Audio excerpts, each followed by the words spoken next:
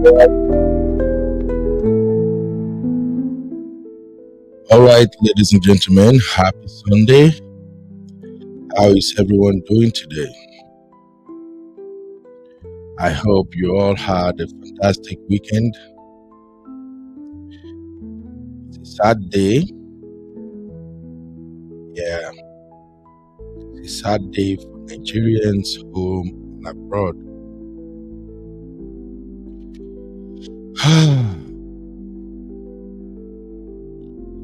I don't even know where to start, and I actually don't have a script. I don't have a plan.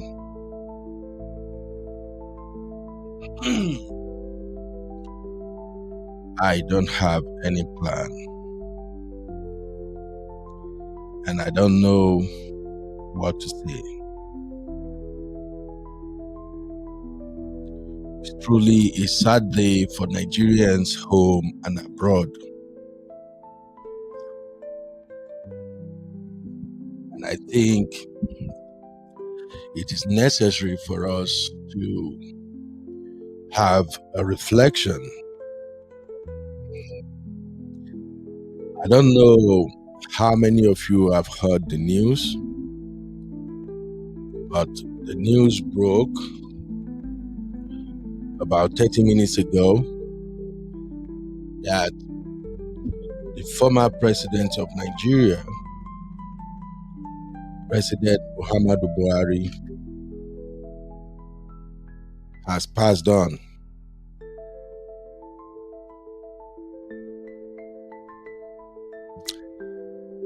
I don't know what to say. I'm going to be honest with you. Even though I've got 1,000,001 things to say about President Buhari's legacy, which of course there is no legacy. But as humans, death is not something to celebrate. However, if a man lived a fulfilled life, of course we can celebrate. Welcome everybody. I actually don't have any plan to go live today, to be honest. I was just going to record a couple of videos and post on the channel so that our supporters and our real fam, they can just have something to watch, just to be busy, because today is Sunday. When I woke up, it was around 10 a.m. and I was slow. I'm usually the slow to wake up kind of guy, When I woke up, I'll do my prayers and then I'll just move to my living room and think for like 10 minutes. What am I going to do today? But in everything, I usually start by giving thanks and praises to the Most High God for the gift of life. Well, I was there, took my clothes out of the dryer and I was folding it, and then my phone will stop buzzing. This WhatsApp notification. Phone was like ping, ping, ping, ping, ping, ping, ping, ping. So I'm like, what the fuck? What's going on? So I hop into our real farm backstage, one we call our operation WhatsApp group, and guess what I found? News about President Buhari passing in a London hospital.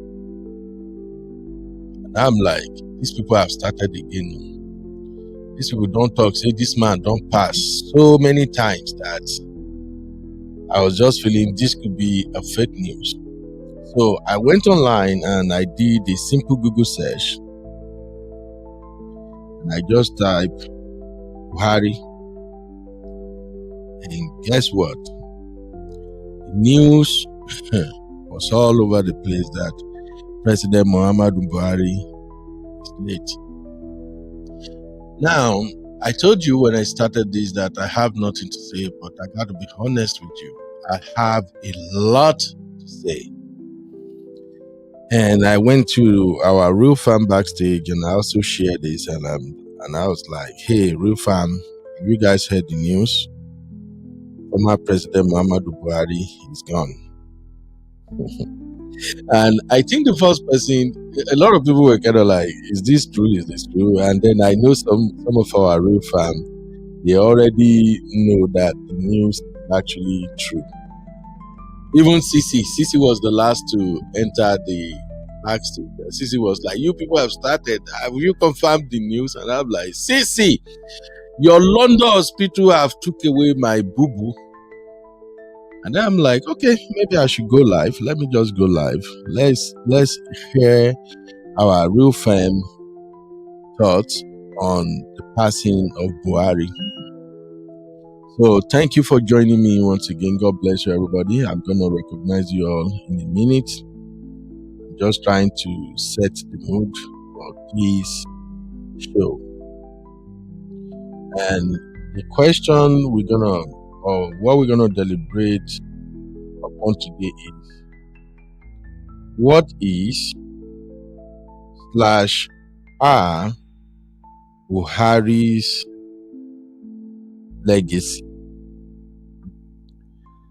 That's what we're going to deliberate upon. So there you have it on the screen.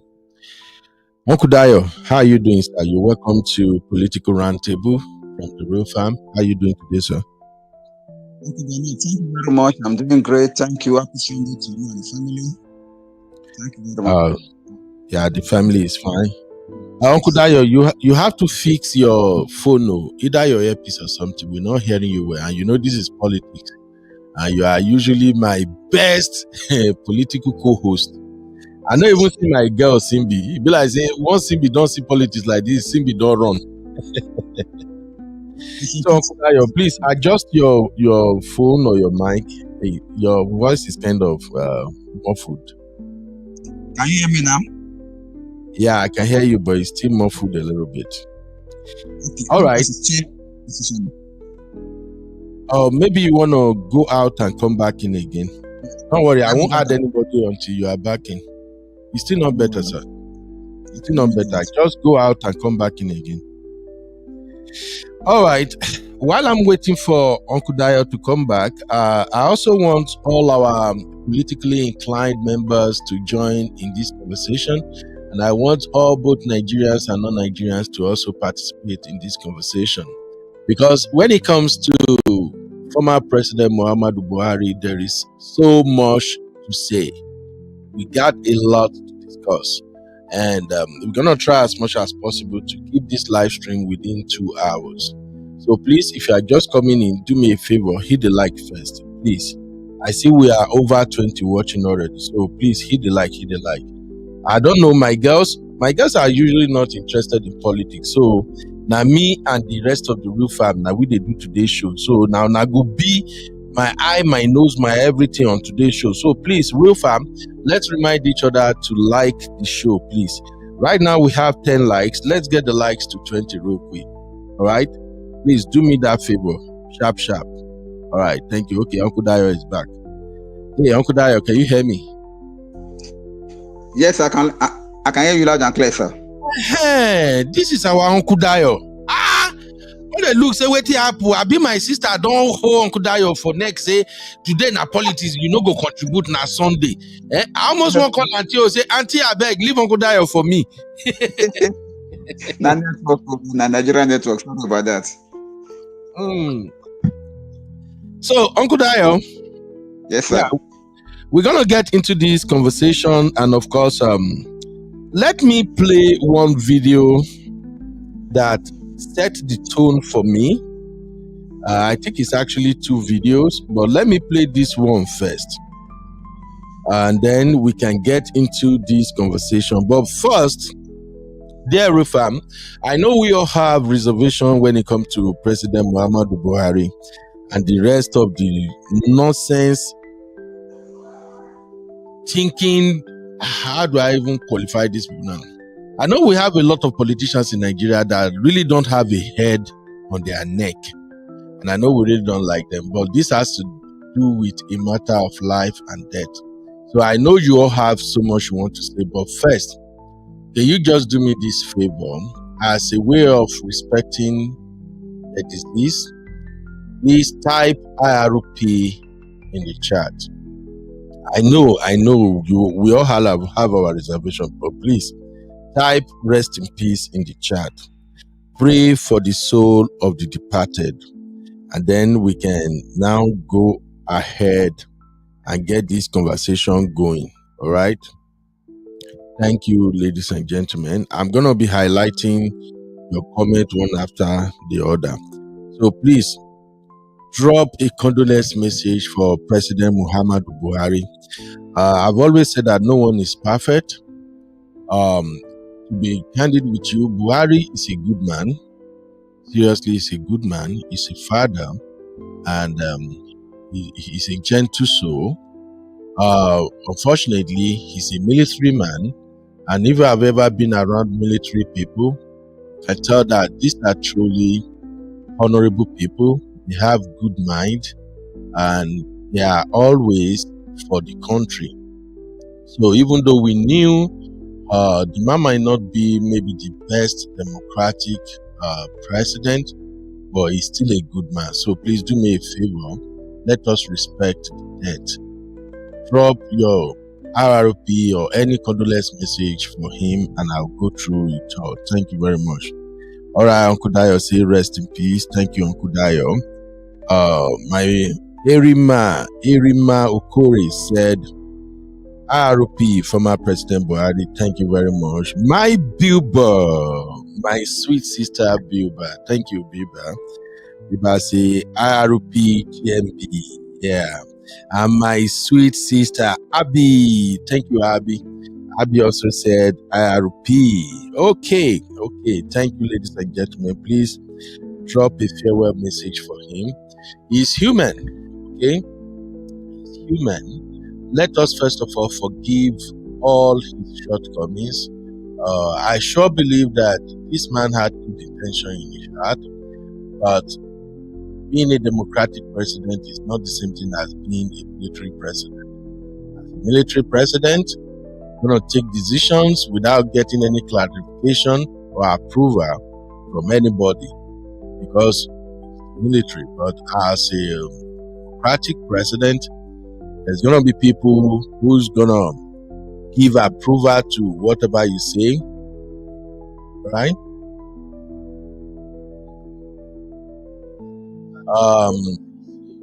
Sorry, I'm just testing my big screen to make sure everything is okay. So, as a democratically elected president, I guess the job is way above President Buhari's pay grade. So, but however we felt about him, let us respect the dead first, and then we can dive into this conversation. Thank you, Abby. Abby say, for enough is someone's father and husband. Fair enough, someone's father and husband. Absolutely. The dad, and I think he's a great dad. You know, you can tell in his demeanor, this is a man who you can sense that is truly a kind man. So let's do that, and now we can dive into the conversation proper. Thank you, ladies and gentlemen.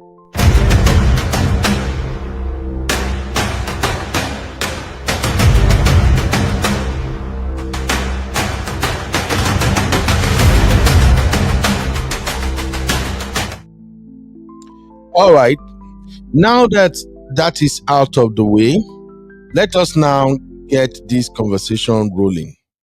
The first person to speak about this, in fact, her video was so fast.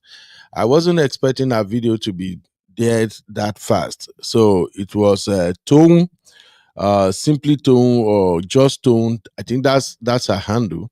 Tone happens to be the first person I got to see her video reacting to the demise of President Buhari. And then I saw another video of Sunday Igboho also responding. I also came across a video of Nnamdi Kanu Yeah, I think Nnamdi Kanu is the Biafra leader now. Abi Mr. Dio. Yes, it's Nnamdi Kanu now. So I also saw the video of Nnamdi Kanu. But first, let me welcome you all, real fam. Uncle Patrick, you are welcome, sir. Uncle Patrick say, may his soul rest in perfect peace. Thank you, sir. Mercy Ajine, thanks for being here. You're welcome. My Biba, Abi, thank you. Erima, thank you, Erima, for joining the show. Isioma, how are you, Isioma? You're welcome. My lovely Ice, I see you, Mama. You're welcome. Blessed, the blessed one. How are you doing? The blessed said, my question, has Buhari been sick and they cover up while he was in power, or his benefactors continue to suck the country while the destiny maker is in power? Now, we're going to examine all of these, blessed, because there are a lot of controversial conversation out there on social media. I remember at the beginning of his first term, he was sick at the point that he was flown out of the country for about 3 months, and his vice president, Professor Simbaju, was the one in charge. And towards that time, there were lots of controversial narrative out there. Some people said, "Oh, the man is gone." That they got this one Jubril from Mali or where, that Jubril from Mali or Chad or wherever they call was the one who is Nigeria. Sudan. Okay, thank you, Uncle Dayo. So they say the guy was somebody from Sudan who was in charge, and even Bishop David Oyedepo on his pulpit was making reference to some newspaper publication to that effect, and it was like, look, the man we got right now, according to the news, is not Buhari. So there was just a lot of controversy surrounding him. So blessed that, in fact, let me start this question. That was a very powerful question, and we'll get down to all that. All right, welcome everybody. So first off, like I said, our conversation today, welcome Uncle Patrick. So first off, our conversation today is going to center mainly around what is President Buhari's legacy. And I'm asking that question because, as you can see from our thumbnail, it's simple. Former Nigerian president is dead. Buhari is gone. Last message to Tinubu and others. And if you can see from the top lane, we have Buhari to the left and Tinubu to the right. And then you see Akpabio, you see Atiku, you see Peter Obi. Akpabio, Atiku, Peter Obi, I use them to represent all Nigerian politicians. And as this matter is, as it's going right now, I've always felt something about Nigerian politicians. And my concern has always been legacy. You see, we don't truly practice democracy in Nigeria. What we are practicing right now in Nigeria is not democracy. It's not democracy is supposed to be a representative government, whereby those who are elected are supposed to be the mouthpiece of the people. Those who are elected are supposed to make the masses the number one priority. But what we got instead is a bunch of people who either elect or select themselves into office, and they enrich themselves at the detriment of the poor masses in Nigeria. One of the issues we have spoken about severally as far as Nigeria is concerned is the issue of healthcare. We've always had the problem in Nigeria where our political leaders, they always jet out of the country for medical checkups. Any medical issue at all, they are out of the country. And we have spoken variously about it. We've always said that, look, folks, you are all being stupid and dumb. And I'm not saying that with any apology at all. Majority of those so-called leaders, both the past and the present, majority of them are dumb. You know why? If you have all this money, even if you want to loot the country dry, one thing that should be your priority is healthcare. The healthcare system should be top notch. In Nigeria, I'm sorry, I'm in the healthcare system, and I can tell you for free, all they have in Nigeria, your best best medical facility in Nigeria is like an average medical facility in United States, in London, in Italy, in France, in Canada. What we celebrate as, oh, you don't see that hospital? Go to Lutz, go to teaching hospital. Oh, they have the best equipment. Go to Abuja. They are all junks. When we truly want to talk about medical facilities, and they know it, the politicians know it. Every year we have budget upon budget, healthcare. We budgeted 50 billion naira. Healthcare, we budgeted 97 billion naira. What happened? Where are the facilities? If you think, oh, Ben, you are ranting again, this is not a rant. The reason these folks jet out of the country every time is because they know the medical facility, the top medical facility they have in the country is average. Compare with the condition they have in themselves. So look at all our politicians. They are all old. I'm not shaming them. It is a fact. They are old. Atiku Abubakar is 78. Even Tinubu himself, how old did Tinubu claim he is now? 77 or 78 or whatever he claim he is. And we all know Nigeria. In Nigeria, we doctor our ages. They are old.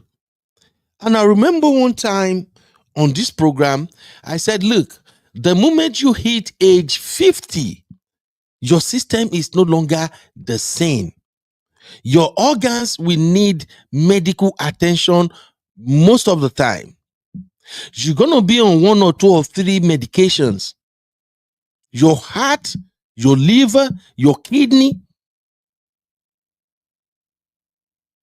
every part of your body will require medical attention as you get older.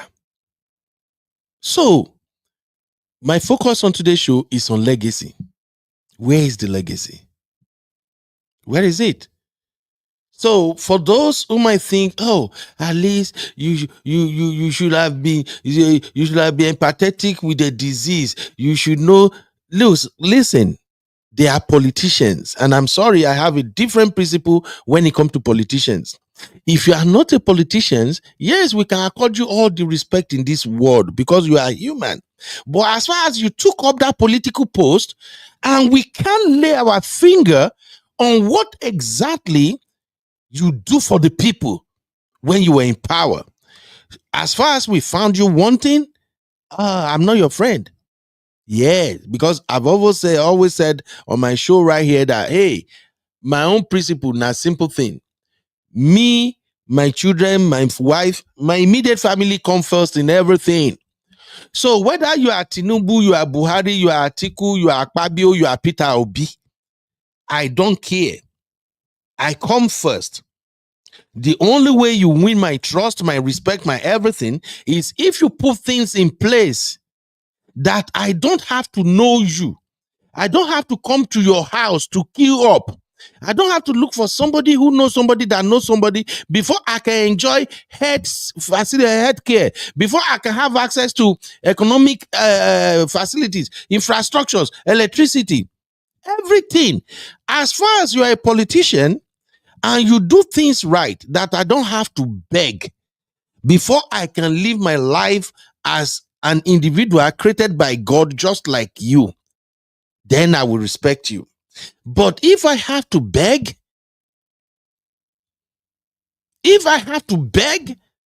to feed my family, if I have to beg to seek medical assistance for my children, if I have to beg to have doctors, nurses attend to my pregnant wife. No. If victims of accidents, if they can drive them to the hospital and the doctor can say, we need police report. If we don't see police report, we can't do nothing. We need to understand. Bullshit. If you are a leader and the masses have to beg for all this, you do not deserve any respect from anybody. So, my fellow Nigerians, for those who are kind of emotional or they felt connected with a political leader, I know my rhetorics will not sound well with you. But as always, what I preach for people is always put yourself first. Now you matter pass. Politicians, they are living their life. You have to live your own life. Why are we running to Western countries? It's because when you come to Western world, you have access to everything. There is equal opportunity. You can literally determine the trajectory of your life. Many doctors, many engineers that we have in abroad that are from Nigerian origin, they wouldn't have become doctors or engineers if they are in Nigeria. Let's call it what it is. It's because when they come to Western world, there is fair playing ground, equal opportunity. The onus is on you to chart a path for yourself and you follow it. As I'm speaking with you right now, if I decide tomorrow, say, I want to become a doctor, by 10 years from now, I will be a doctor. My student loan might be up to the roof, but I will be a doctor. You know why? Because the infrastructures are there. Every aid, every support that I needed, they are there. If I decide, okay, even right now, I told you guys, I have to stop my nursing school and say, let me rethink what I'm doing here. I'm trying to branch out from just being a registered nurse into health. I wanted to do telehealth. So I'm thinking now, and I can do it because the facility is there, the aids are there, the schools are even wanting. I've written my exam. They are sending me email. Oh, can we put you up for the next session? Oh, we are starting so much. Mr. They are calling me every day. They are even telling me, oh, we have some aids right now. There are some grants. The moment you registered, you are qualified for this grant because you are already a nurse. That's what we are talking about. But so far, this your wulu bombastic eye politicians in Nigeria. So far, they are there and they are always at the Western world and they see everything and they cannot implement it in Nigeria. My brother, my sister, I don't see anything to celebrate about them. And when we speak up, for those who tend to be their, how do I describe them now? They are crumb eaters. Those who eat from whatever fell out of their table.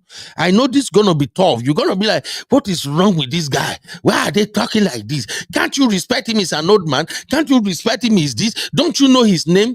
I'm sorry. If you are thinking like that, you are part of the problem we have in Nigeria. All of us that we live in this Western world, we know what's up. So let's call it out. Thank you. That is my rant. So let me play this video and I will get Uncle Patrick and Uncle Dayo, as well as any other person who are politically inclined that want to contribute. Please, you are free to join us. That's my rant for the day. Let's watch this video and then we can now begin the conversation. Now, let me give you a heads up. Uncle Patrick, you are welcome, sir. Make I greet my uncle first. Uncle Patrick! Uncle Beno, you're on the right track. Go ahead, brother. Thank you, sir. Thank you. Thanks for coming, sir. So let us hear Just Adetone. Here is Just Adetone's take. Please listen. Say we supposed to cry by me. Abi Buhari don't buy.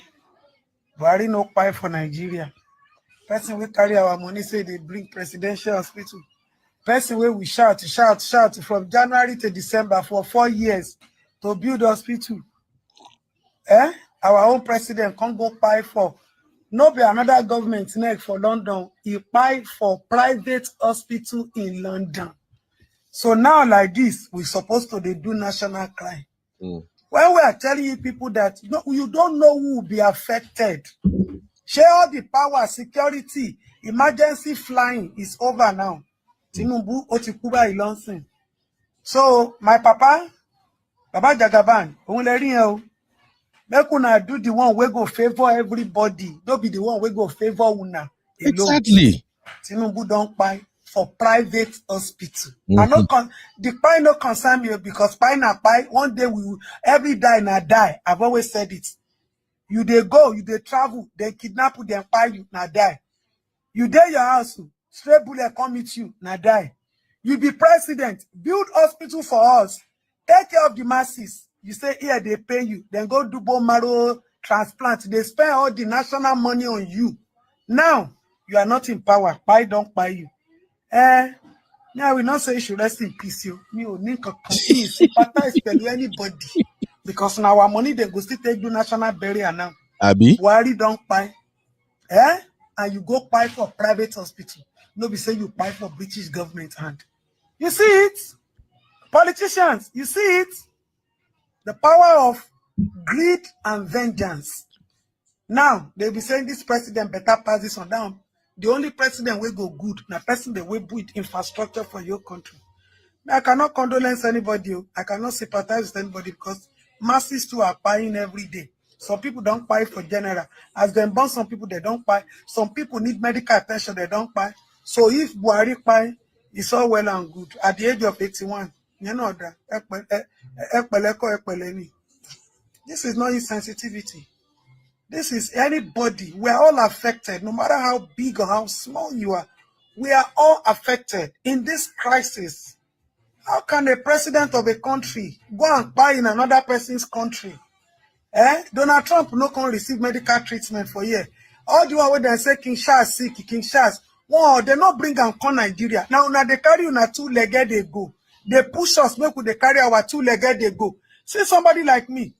What they would have just used an equipment to check. They want to open my brain. I reach London, then carry just equipment, check. Say, madam, you don't need a brain surgery. We can check. Now, president don't buy. She make her they cry now. Be make her enter Daura go greet them. Don't buy you to them. Wow. Say we supposed to they cry. This is Taton get bad mouth. Taton say, oh, Pekoto Kudan. Uncle Dayo, what's your take, sir? Now, oh my God. See, I cannot blame Justin because I believe she resonates some of the feelings of Nigerians as we speak right now. Because this is somebody that under his leadership, Nigeria went through a lot of trauma, a lot of unpleasant scenarios, and that he could not do anything about it. She made mention of something in that video. She said that this was a president that for one whole year, from every month, they were telling him to build one credible hospital in the country. He never did. He never did. Now, at the end of his days on the earth, he has to travel all the way to London to go and buy there. To me, it's a national disgrace. That's number one. Number two, if you are going to go about talking about what this man has done in this country, as against what he should have done that he did not do, I bet you, sir, there will be no ground that will be able to contain what he's supposed to have done that he did not do against what he has done. The difference will just be too much. Because we all were eyewitnesses to the fact that he has every power, every ability, and every opportunity to make some positive impact, and he failed to do so. So if people choose not to mourn his death, it's their own cup of tea, because everything resonates with people differently. And then under his government also, we have some people also that will say, oh, he was the best person to have ever ruled this country, depending on which part of the divide they were during his reign. But I can tell you, majority of Nigerians may not really feel anything about his spine, because he did not, on the general scale, he did not really do well for the country. Thank you, sir. All right. Thank you very much, Uncle Dayo. We appreciate your take right there. CC, my troublemaker. CC say, I hope his family settled that bill. We don't need them putting strain on our health service, please. CC, never go there. I don't talk say now we the London now to go to finish this thing. You Londoners are part of our biggest problem in Nigeria. CC, no trigger me, CC. No trigger me at all. Now go pay that bill. Shebi now they aid them. And I go pay the bill. Isioma said, "UB, please. On whose name will I IRP?" Isioma, on Buhari name. Isioma, you don't start. Isioma, please, don't even start. Type IRP, our dear President Muhammadu Buhari. That is where you put it. Let me quickly go to Uncle Patrick. Uncle Patrick, sir, you're welcome. Uncle Yeah, Uncle Patrick, Ben. Happy please, Sunday. happy Sunday, sir. What's your reaction to just Adetone video, sir? Man, Adetone is 100% legit. Let me put it that way. You can't be beating a child and don't want the child to cry.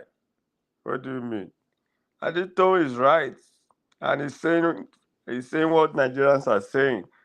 Particularly, I'm very particularly disappointed with Buhari.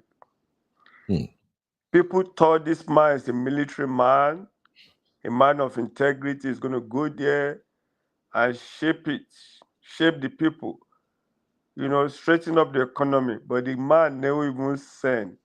I just left Dr. Damage's platform now. Look at what people are saying about Buhari. The first thing this man spoke was that when he came in second time, that the youth are lazy. Yeah. Remember? Lazy youth.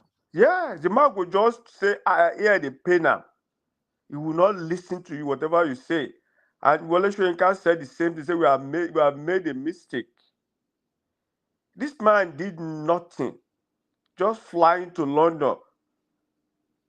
They are lying for Nigerians.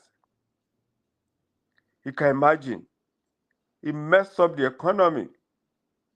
Former military governor, everybody was this man with Idi Agbon. He's a strong man. He's going to straighten out. Look at Boko Haram. What did he do about Boko Haram? Nothing. Look at the way Fulani were terrorizing people during his reign. He never said anything. Look at what they did to Sunday Igboho. Destroy 5 people in his house. No, I don't understand. Buhari, people, they will be interviewing him. Buhari will not be able to speak. They will be interpreting for Buhari in English. And meanwhile, they are speaking English. Man, I don't know. Buhari was just there like a statue. I'm serious. Buhari would just pretend as if he's not hearing you guys, whatever you guys say, whatever is in it. What kind of leader is that? Government for the people, by the people. And the wife too, they jail one boy because they call her saying the facts. Where is the wife now? I still remember those things. That woman, very wicked lady, they jailed one small boy because you can imagine what kind of country, how many times they abuse Donald Trump here. Buhari has not look at what is going on right now, Uncle Ben, about the road there to is it not maybe that they are doing the road to Burkina Faso. I don't even know. They are not even if they channel that money to healthcare. If they channel that trillion, you know how many people will benefit from that right now? What they are doing, contractor making billions. If they are diverted that money into healthcare, build gigantic hospital. Let them start maybe with 2 first. The best hospital in the whole world. They are not doing that now. But this guy go come out the Bulaba. He go come out there. This man, they don't go learn like they're saying. I just said these people will not learn from Buhari. They will still do the same thing. People are suffering. Masses are crying. Look at you remember Buhari's son's wedding. They are giving cell phone, iPhone to people, and you guys say this man is not corrupt. Uncle Ben, how much are they selling iPhone in Nigeria? Remember, they were giving boy whenever You are using iPhone as souvenirs in wedding. Yes, God You're bless right. you. The boy whenever even work $1. Hey, the boy, small boy that just graduated, they never even work $1. People are flying in with helicopter, with jets, just to please the man. I beg, Buhari is. I'm highly disappointed at that age.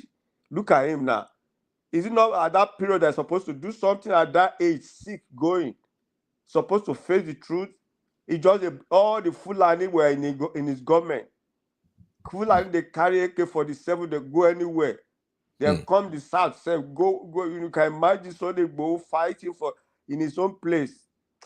Man, let's face fact. Is it not the same thing where Tinubu is doing now? They started picking one or the seats in local government seats in Lagos State. Why not? Our local now. Look at what is going on now. They are not even thinking of tomorrow. Before you know it, Tinubu go UK for something again. Then stop the Salam Day where Buhari Day now. Yeah. Uncle Ben. Yes, sir. Sorry, we go deal with God now. They answer question. Yes, sir. Thank you, sir.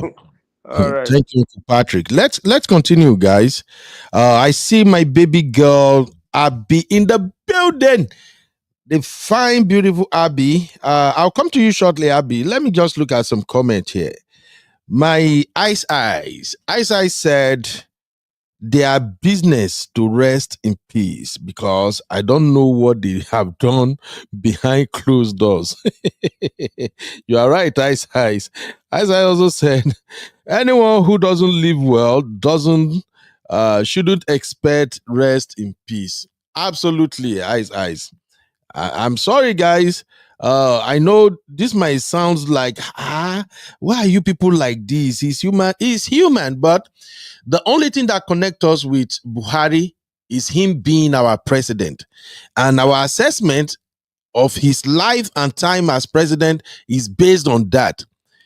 When we started the show, for those who are just joining us, we already give him our condolences. We've sent our condolences to the family. But let us analyze his life so that we can send a message to the current crop of politicians we have in Nigeria. These folks think they're going to live forever. I've always said this. Nigerian politicians, they don't have philosophy. They don't even understand what it means to have legacy. If you are my fellow Nigeria, tell me, how many Nigerian presidents can you say this is this person's legacy when he was in office? All the problem we are having right now, everything could have been solved if we have president with their head correct, or these politicians with their head normal. I'll give you an example. One time I've said it when I was still doing very active on my political roundtable talk show. I said, all a president has to do is to have what we call a legacy project. I grew up in Lagos State. And of all the governors in Lagos State, I think Sanwo-Olu is doing great. But during my time as a Lagosian, the only governor I love so much and I still respect it tomorrow is Fashola. Why?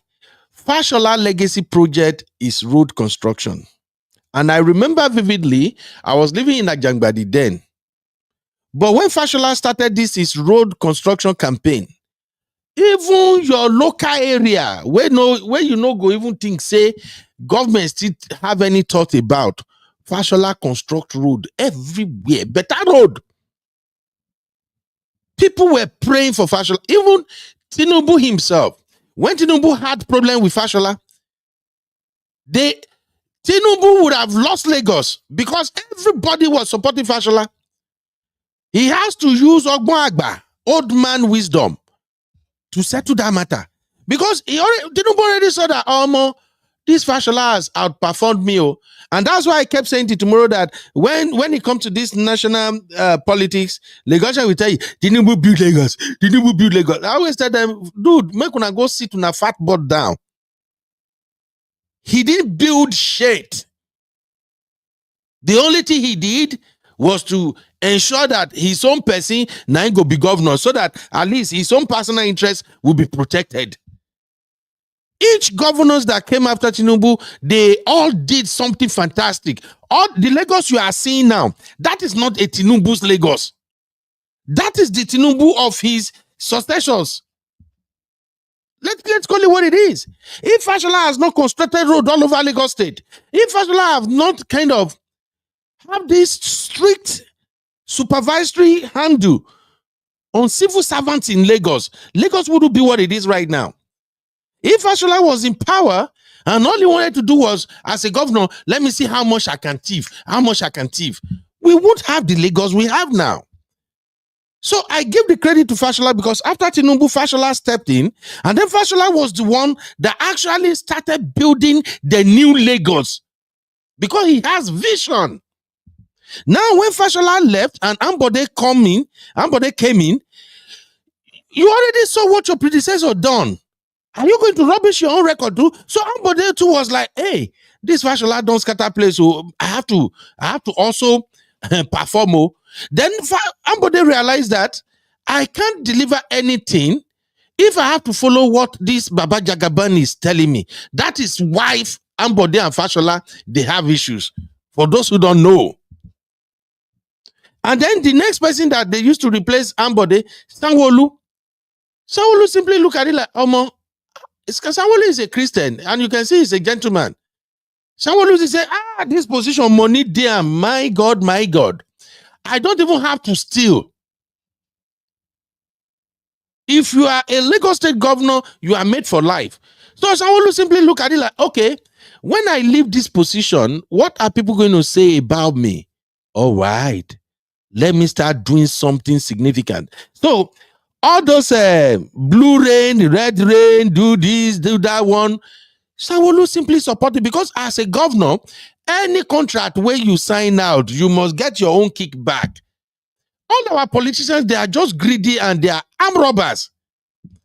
Contractor will always give you money. Sometimes some of these settlements run into billions. Is that not enough? Why must you now dip your hand into the money made to execute projects that will better the lives of the masses? So for me, I don't see any legacy from many of these presidents. But let us hear Sunday Igboho, and then I will have Abba to also give us her take. Listen. Ladies and gentlemen, I thank God for my life today. My people, Buhari don't die. See life. The Buhari criminal man that is sent DSS and military to come and kill me middle in the night in July 4th, 2021. He died today. See life. My people, we're supposed to learn about this. That criminal man, Buhari, Muhammadu Buhari, he don't die. See, I'm alive today. I thank God. God, thank you for my life today. Criminal Fulani man that is with some Yoruba, with some stupid Yoruba people that gang off and come to my house middle in the night. They try to take my life, but God said no. If God say yes, nobody can say no. God said no. See life. You don't die today. Thank God. God, I thank you. Good evening, ladies and gentlemen. Now, for those who may not know who is speaking right there, that is Sunday Igboho. Now, let me quickly, at least Uncle Dayo, we know this better. After Abba, Uncle Dayo will shed more light. But this is my knowledge of who Sunday Igboho is. This man right here was the one that stood against the Fulani headsmen when they started invading the Yoruba land and started buying people in their farms. So Sunday Igboho have all this traditional power, and then he's also like head of the vigilante and things like that. And he went into battle, he went into the bush and confronted the Fulani headsmen and the likes. And they started destroying and buying those Fulani headsmen during Buhari's regime. And then there is something about the Northerners. Apology to my dear sister Natu and my other Northern sisters. There is not something about the Northerners, not the good one, the bad ones, all those ones that are buying people senselessly up and down. They can unlive 100 souls, and they will claim they did it for Allah. There's always going to be an Islamic quote and unquote their own Islamic reason for buying those people. And I've always said this.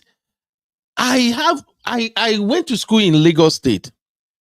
70% of my friends when I was in Lagos State University, they are Muslims. We celebrate Salah, we celebrate everything together. Every Islamic anniversary, they celebrate it together. Every Christian thing, we celebrate it together. You don't even know the difference between we Christians and the Muslims. That was my own personal experience. And when all these things happen and they started giving this Islamic reason to commit this, to do that, sometimes I will call my Muslim friends like, I beg, is this thing true about the Islamic religion? And they will say, nope. Islam is a religion of peace. These folks that are doing this thing, they are not doing it in the name of the religion. They have ulterior motive. Now, when those Fulani herdsmen started buying people in the West, and Sunday Igboho stood up and started fighting for our own people, and they started buying the Fulani herdsmen, guess who was defending the Fulani herdsmen codedly? Your dear President Muhammadu Buhari. So in case you don't know what Sunday Igboho was talking about, at a point they wanted to take him out. He has to run out. He has to escape from Nigeria. I think one time he was in Togo, then maybe he landed in Germany or something. I don't know more detail about that. But I agree with what he's saying right now. The Buhari that was supposed to protect the poor, defenseless people, he is the one that is trying to now justify the buying of certain set of people from his tribe that are hiding under Islamic religion to commit mayhem. And now somebody stood his ground. Buhari have issue with it. So in that regard, when it comes to security, Buhari is a disaster. But I will allow my Abby talk, then I'll go back to Uncle Dayo. Abby, Mama, how you doing, Mommy? Good evening, sir. Good evening, everybody. Good evening, Mommy. Welcome. Thank you, sir. I just also wanted to add to what you just said, that Sunday Igboho is also someone that is rooting for the advocacy or whatever for independent Yoruba land or Yoruba nation. So Yes. that's also what he's doing, similar to Kalu as well. So he's Yes. known he wants the Yorubas to separate from Nigeria. But I just wanted to add that because she didn't say that. Anyway, what I wanted to say is that I understand the pain of Nigerians, especially the younger ones, where Buhari is concerned. And I understand why, in a sense, a lot of them, because I've been on X and I've seen all of the comments, a lot of them are funny, whatever, lighthearted. But at the end of the day, like I said in the comment section, this is somebody's father and somebody's husband. And at the end of the day, you also have to understand the youth pain, because even these same children are children that all went to university in the UK. And then when you see things from their perspective, how many of them got that opportunity to get a very good education and, be given a push or should I say a good start, where life is concerned. So I can understand their pain. However, the problem I have with it is I'm someone who has never understood why politicians' family get the backlash for their bad behavior or their poor judgment. I know that sometimes it goes hand in hand, and it's very easy for the average Nigerian to say, oh, even the Bible says that the sins of the parents, it will be consequences of the children, blah, blah, blah. I understand that, but the same Bible also says that everyone is going to have to deal with their sins by themselves in Ezekiel. So that's what I don't like. I don't like that people don't put themselves in the shoes of the people that are left behind to mourn this man, because at the end of the day, I'm okay with people saying anything they want to say in their group chats and with their friends. But it's another thing to publicly celebrate somebody passing. I don't know. To me, it is very bad behavior personally. But it's Wait, one of those let me get that right. Which one is the bad behavior, Abby? celebrating publicly that someone has passed. He's a public figure? Yeah, I understand. But again, it's sensitive because, like I said, other people that care I about it disagree. have to watch. Yeah, that's My very good. Abby, That's just my Abby, I'm I someone disagree. that I feel. I understand. I'm someone that I feel that there are certain things that can be spoken about. It's the same way I feel about trolling. There's Mhm. outfits that I see, there's wigs that I see that I don't like, and it might be a celebrity, it can be Kim Kardashian. I'm not someone that's going to go on that Kim Kardashian's comment section to say, "Oh my God, her wig is so ugly," or "Oh my God, her shoes are so ugly." Will I send it to my group chat and be like, "Girls, what the hell is she wearing?" Yes, I will. So that's just my own approach towards life, generally. So it's not about Buhari or whatever. Yes, people are going to act the way they act, but I always think about it where, like I said, I do have a bit of a following on social media and I have been trolled before. I don't like how it feels, right? In fact, part of the reasons why I stopped posting on social media is because of that. Even on YouTube here, there's certain channels that I join where I'm trolled and all, and that's fine. It doesn't feel good. So I often think about things from people's perspective. So that's just my stance, really. You are absolutely correct, my Abby, and I do understand how you feel. But of course, you've heard me say this before that I'm a consequentialist. Every action will definitely attract a reaction. The same goes with political position. If you run for the post of a president, you should know that you have to know why you are running for that post. And the moment you become president, you have become a subject of ridicule. The Fair only enough. way, Uncle the Ben, only I also way, like to add something. Everybody, Mhm. we all are Nigerians. We meet Nigerians at work every day, or if we work with Nigerians, I meet Nigerians at work and different walks of life. And one thing I know about Nigerians is that the audacity of them to always have something to say, because most of them would not even do better. That's even what annoys me the most about having opinions. Most of you will not do better because I see how you act every day, you know. Mhm. So that's another thing. It's like a lot of Nigerians are hypocrites. It's always easy to criticize, but quite But frankly, put in Abby, that position, are they should be able politicians? to do. They're not politicians, but I'm saying that the Okay. average Nigerian, even if we had good politicians, some of these things also starts with us anyway as a people. And the average Nigerian is very badly behaved. I'm fine with it. I'm just saying that at the end of the day, that's my stance, and I'm just one person. But I'm not going to be put in a situation where I'm publicly celebrating any one person or I'm publicly trolling anybody, even if I feel terrible about them. That's Mhm. just my own stance. And I just wish most people approach life that way. I think it would just be easier. But Thank yeah. you. Thank you, my Abby. You absolutely make a lot of sense, and I see where you're coming from. But when it comes to these politicians that under their watch, thousands of Nigerians are being paid and they don't do jack. Under their watch, Nigeria don't have healthcare system. Under their watch, our infrastructure is still as if we are in the 70s. 70s even good, sir. If it's as if we are still in the 60s, in the 50s, I don't give an F about any politician. In fact, you see this one that I'm doing here now, I'm doing it because it involves our real fam. By the time I want to do my own rant, I go drag the Buhari butt as I want. I don't care. I said it yesterday. If you don't pass through what some of us went through, you wouldn't get why we are reacting the way we are reacting. Politicians don't care. The only way I think people can send positive message to them is when some of them cry like this and you drag their butt. Instead of feeling pity for them, you even cause their generation joy. The message will be heard loud and clear. For instance, Tinubu right now is the president, right? All the while, when people are saying, Hongao, hey, Tinubu will come online and say, I know it is tough. I wish there could be another way, but unfortunately, there is no other way. You are telling that to a dad that have 6 children at home. You are telling dad to a woman that is selling corn on the roadside that because of your policy, people cannot even patronize her. You are telling that to the children of a farmer that went to the farm, that Fulani hates men, they buy them. My dear Abby, I honestly agree with you 1000%. But like I've always said, who feels it knows it.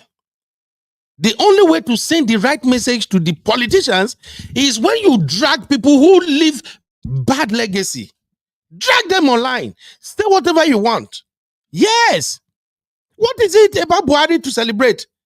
People, please tell me. We lost all this Boko Haram, even with the history we had allegedly. He was part of people that said they introduced that shit to Nigeria. That because he was running for election in 2015 against Jonathan, that is what was on social media. We can't confirm it. But they said they were bringing all these folks from Mali, Niger, everywhere. They were coming in trailers. That if Goodluck Jonathan venture win that election like this, wahala go shele. And then what happened? After the election, Goodluck Jonathan conceded. Say, okay, I lost. Congratulations, Mr. President. Now, when he became president, he couldn't send those folks back. All the promises they made to them, they didn't get it. Now, those folks are now the one that is creating all this mayhem across Nigeria now. So what is it about him exactly that should be celebrated? I don't know. I'm going to show you a picture of one man right now. I don't even know. Maybe I took his screenshot. Make I check first. Okay, I'll take the screenshot. Let me show you. I'm not trying to mock the death, but it is what it is. We have to send message to politicians so that we know that why they were in office and they have no idea what they are doing and they are mugus. The crumb eaters, why they were celebrating and say, oh, rankadede. We need to send message to them that we, the rest of us, we don't give an F about them and their crazy life that they live. See this man right here. I'm showing you, I'm publishing a man to our screen right now. Anybody know this man who is standing behind Buhari? Welcome, Sister Marriott. How are you doing, man? Mayoshe, thank you, welcome. Anybody know this man? This man that is standing behind Buhari now. If you know his name, put it in the chat, please. Kyari, Abba Kyari. God bless you, Uncle Dayo. That is Abba Kyari. Let me remove this banner so I go see them well. For those who don't know, for the greatest part of Buhari administration, that is the man who is ruling Nigeria. Abba Kyari was Buhari chief of staff, right, Uncle Dayo? Yes, sir, until he died. Until he died as a result of COVID. That man right there, they say you can't even if you are a minister or you are anything, you cannot see Buhari unless you go through Abba Kyari. Oh, I wish Istanatu is free today because Istanatu always bring it 100. When this man died, this Abba Kyari, that is when we get to know all the atrocity he has committed. Do you know how many times Buhari will not be in the country and nobody will know that Baba know the country? Do you know what Osinbajo I see at the hand of this Abba Kyari? Everybody, when Buhari came into power, even Tinubu himself that brought him, Tinubu is part of the problem too. Let's call it what it is. Tinubu is part of the problem. Dude was sick. He was supposed to be taking care of himself. But because of President Tinubu political calculation that, okay, this Goodluck Jonathan, this guy cannot do 2 terms. If he do 2 terms, with the way he's going, he might fix Nigeria. And if he fix Nigeria, Nigeria might not fall into the hands of the academics. Because Goodluck Jonathan he has PhD. So far so good. Goodluck Jonathan and his previous Oga, what's his name, Yaradua, their tenure were peaceful. And Nigeria was making progress. But because they don't want Goodluck Jonathan to come back again in 2015, that is when Tinubu go pull this Buhari come out again. You heard Tinubu say it himself now. The video is out there. This is not me making shit up. Tinubu said it when Tinubu was running and Buhari was trying to block him. He said, he was crying, he was, on television. That is where Milokon came out from. Because Tinubu calculation was, if we bring Buhari, the Northerners will vote for Buhari, then Tinubu and his people, they can convince the West to also vote for Buhari. And because of the 1.5 years Buhari did as military administrator, then everybody loves Buhari. We all believe that, Buhari can fix it. Buhari can fix it. They voted for Buhari, not knowing that Tinubu was having his political calculation. That, for those who don't know, in Nigeria, we have this crazy zoning system. The North, the South kind of stupid crazy system. Only God knows why we have that shit. So, when Goodluck left, Buhari came in. Buhari cannot get rid of the people, allegedly, according to the news. The people he brought in from Niger, from Chad, from Mali, everywhere. The people he brought in, he can't get rid of them. Those are the people that now become the henchmen, the Fulani Pai people that we are now hearing about today. So, what is it to celebrate about Buhari? And then the same Abba Kyari that knew that this man was sick, Tinubu knew he was sick, everybody know he was sick. As an old man, what do? You think about your head first before you think of anybody now. So Abba Kyari was the one in charge. At that time, in fact, everybody who worked to bring Buhari into office, they all left. All of them, they cut them off. Abba Kyari did that. And then when COVID hit, you see how God works. COVID hit, boom. That's when Buhari started spiraling out of control because Abba Kyari is gone. Buhari is dealing with his health. Osunbajo, that happens to be the brilliant one among them, they have already incapacitated him in terms of political roles and administrative roles, that he has limited ability to do anything. Then the whole thing now fall on the shoulder of Buhari. And that is when people like Emefiele can start stealing money, looting money. The whole thing was a mess. So what are we going to... It's about legacy. What is it about him to celebrate? I respect him as a father. I respect him as a gentleman. I respect him for the fact that he's a fatherly figure. But when it comes to politics, for me personally, I know they respect anybody. The only way I respect you is when you are in power. Am I able to feed? Can I take care of my children? Can they go to school? You have millions of parents in Nigeria now that they can't afford to pay for private school for their children. What do? They send their children to public schools. How much are the teachers in public school being paid? If you go to some of our public school in Nigeria, according to what I heard, most time, teachers are not there. They've gone after their own business. Your children in day school, they don't teach them nothing. Are you expecting those children to come and compete with the children of the elite that went to private school? That's why I keep saying that until Nigerians head correct, we are not ready to go anywhere. So I get what my Abby is saying, but for me, I am 1000% in support of anybody that will drag their butt. If they like, may they die like foul. Now then carry themselves come public office. Yes. So Uncle that's my Beno, take about that. Yes, sir. let me take off from where Abby stopped.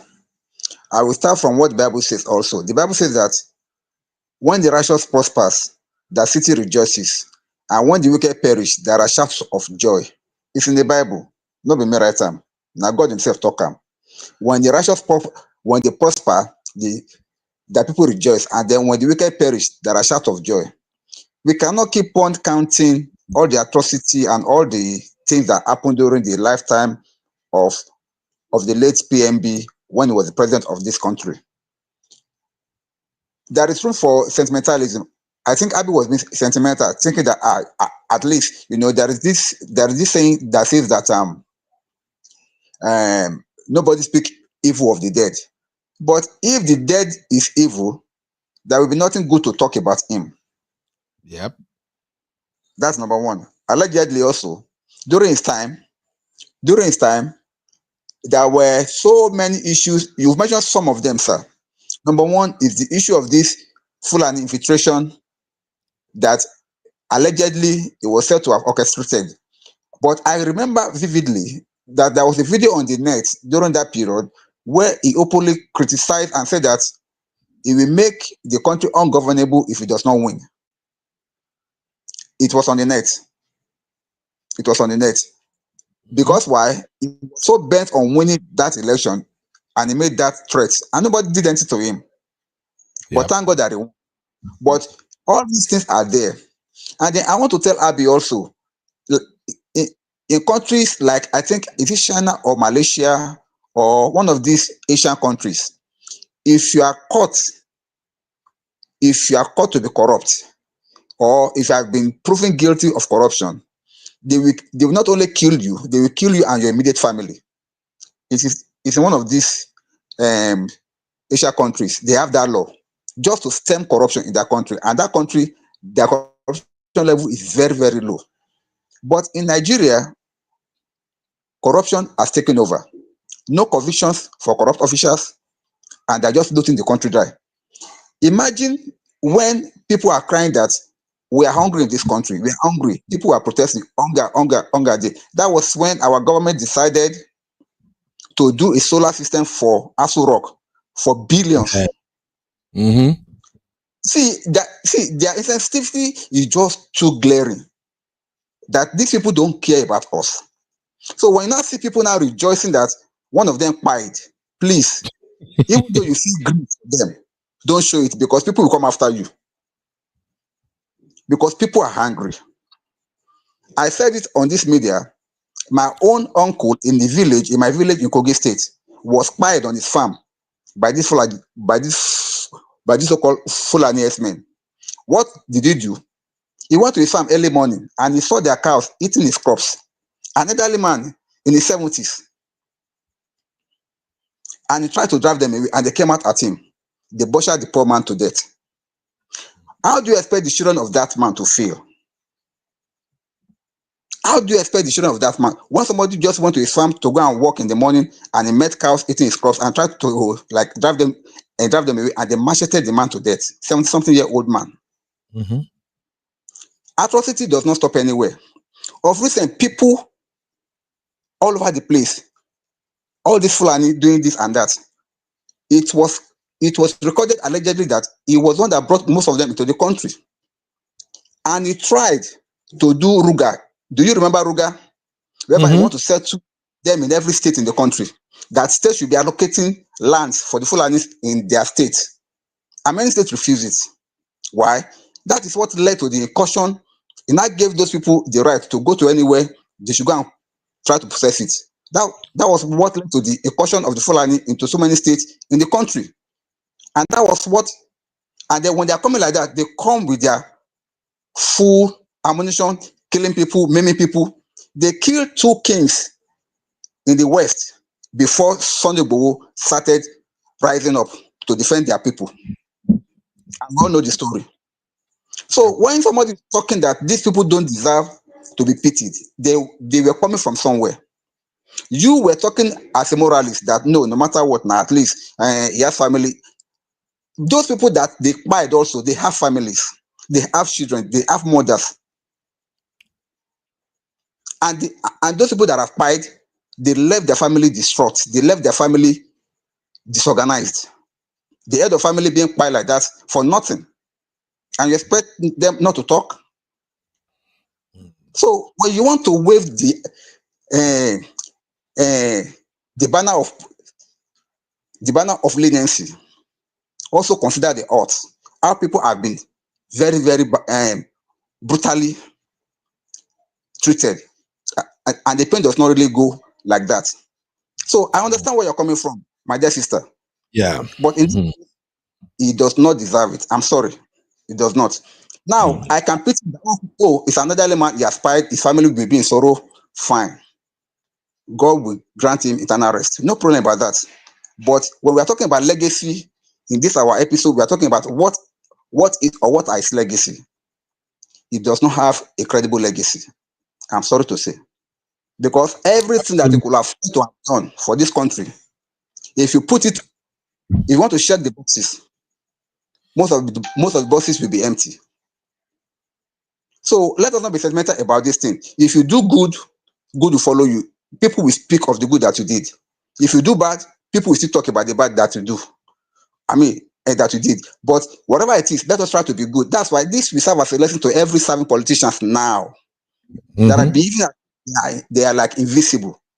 Nobody can touch them because if people like my state governor, this Kogi state governor, I've forgotten his name, Yaya Bello, can still be roaming about in the country after being alleged after being alleged to have usurped my state money to the tune of 8 million naira. And the EFCC came out with the file, and now it's still roaming about freely. What are we talking about? God forbid. All of us in this country, we will die one day. Timing will be different, but all of us will die one day. After we grow old or we don't grow, we will die one day. So when that time now come to die, you're not okay because he has died now, nobody should talk evil of him. What about the evil that he did to people that have ended other people's life, or that has crippled other people's businesses, or that has destroyed other people's families when he was alive? Let us not be sentimental about this. Let us see the fact and move on. And God will bless us all. Thank you. Amen. Thank you, Uncle Dio. Now let us move this conversation to something else. But first, I got to read the comment. My girl Simbi is not here right now because Simbi is co-hosting with Coach Michelle. And I think, like I promised, I'm going to bring Coach Michelle here. Maybe you go come Simbi segment, Crazy Love, so that you ladies, you can do your thing. So Simbi is not here. I'm going to try as much as possible to read some comments because this is political roundtable and everyone opinions matter. So just bear with me, guys. And please, in the chat, please, don't take anything out on Abby. Our platform here is an open platform where everybody express their opinion. The one thing we don't tolerate is trolling, bullying, cursing, or fighting. But it is okay for us to disagree with one another's opinion. So my Abby is actually right. That is not something we should be celebrating publicly. But my take is just that, hey, if you run for political office, it's part of the package. If you don't do well, people will celebrate. So Abby is okay with our opinion. Please, we don't do that. Let's just disagree with the point of view, okay? And that is how we learn. All right, let me take a couple of comments here. Wow, the CCC comment again. CC Woko Lono Fumi Kyari. All right, my sister O'Shea said headsman killing was at all-time high during his term of office. No need to mourn him. So many innocent people died under his watch. And I second that, O'Shea. Ashling, my sister, how are you? Ashley say he's been dead since 2018. Lobaton. There has been rumors about his death. He didn't die today. Well, we have to go with what we know, my sister, I beg. Yeah, Doopsies, how you doing? Doopsie says, so true. That's why I never understood why they say Tinubu built Lagos. I was there too. Okay, absolutely. When I was talking about Tinubu legacy that they were shouting about. All right, Sisi said, trust you say celebrate Salah first because food is involved. Sisi, leave me. Shout out to my baby girl, Olusheyi. Sheyi, how you doing? Sheyi say Buhari was a hardened criminal. That is debatable, Sha. But you are right to some extent where you look at what Emefiele did under his watch. And Sisi say, unfortunately, he isn't John Doe, the road that died. So he's a public figure. Okay, unfortunately, he isn't John down the road that died. He's a public figure and he has let a lot of people down. And many have lost lives under his leadership. So they won't have the sentiment. Absolutely. I think that was CC's take on Abby's recommendation. Yeah. O'Shea said, I don't see it as a celebration. I see it as an oppression of our feelings. People are expressing their pain and disappointment. Buhari did nothing for the people. Absolutely. I don't see anything we can do. Abby said, why that's how the cookie crumbles doesn't mean that people being on call should be okay. Absolutely, Abby. It's your opinion. We get it. Shout out to my sister, Marriott. Mario say, your voice is going up. Mario, don't calm down. I know no one made these politicians get under my skin. I know maybe I still need to go to therapy. Honestly speaking, a lot of people who their path are similar to mine in Nigeria, and even presently now, husbands, wife who are presently struggling to even eat, to provide food for their children. Not to talk of say they are even looking for luxury lifestyle. They can relate. So it's hard to talk about Nigeria and not get angry. I think maybe I need to go to therapy, because every time I look at these politicians, when I look at the way life is set up right here in the States, I always kind of get angry. Like, here I am in a country where they don't know me. The only thing they know about me is the social security number where they attach to my name. And with that social security number, my children are going to school. I don't have to pay tuition fees. If I decide to put them in private school, it's my choice. Anytime there is a problem, each individual's life matters. In this same America, for guys say we they shout insurance. If you fall sick or you are involved in an accident, the moment they take you to hospital, they are treating you straight off. Nobody is asking any stupid question. Where is police report? Where is your deposit? No. They will save your life first. Then when you are in recovery, when they say everything is okay, that's when they can begin to ask, okay, do you have insurance? Do you have this? And even if you don't have insurance, they will get you a social worker in the hospital that will liaise with organizations, all these foundations that will pay your bills. They will save your life first. Man, I don't get me going, no. This same America, homeless people where they on that street, if they first sick, they go call EMS, they go carry them, go, they go treat them. From that hospital, they go carry them, go shelter where they fit stay. Now then go take their leg and go, but at least you can tell that the government is working. So, my sister Marriott, it's hard for me to talk about Nigeria, thinking about what I've been through, and now living in this country, seeing that people's life matter here in this country. And yet, Nigeria, where we are blessed with oil and all these other resources, this way, you see their eyes for screen now, as well as many of their so-called gangs. They come to all this country, they saw all this. We have the money, but they can't do it for the people. So what is it to be gentle and kind and reasonable with when we are talking about Nigerian politicians? No, I'm sorry, I just can't. Dupsy said to Abby, 2 wrongs don't make a right. Yes, okay, I'll skip that because let me move to Sister Marriott. Sister Marriott said, Uncle Patrick, do these people go to hell for the millions of people they pay via deliberate bad governance? Uncle Patrick, that is for you to answer, sir. Uncle Patrick. Hello, sir. Uncle Patrick, you are muted though. I be Uncle Patrick know the studio again, sir. Okay, I will reserve that question to wherever we have Uncle Patrick here. Now he go help us address them. Me too, I'm wondering the same thing, Sister Marriott. Let go. Ashley said, tell them, Uncle Ben, my sister, I don't tire for them. Ashley said, the people have been asking about his whereabouts. The country was going mayhem from my little memory. Exactly. There's just so much going on under Buhari's administration that there is nothing left to celebrate about him.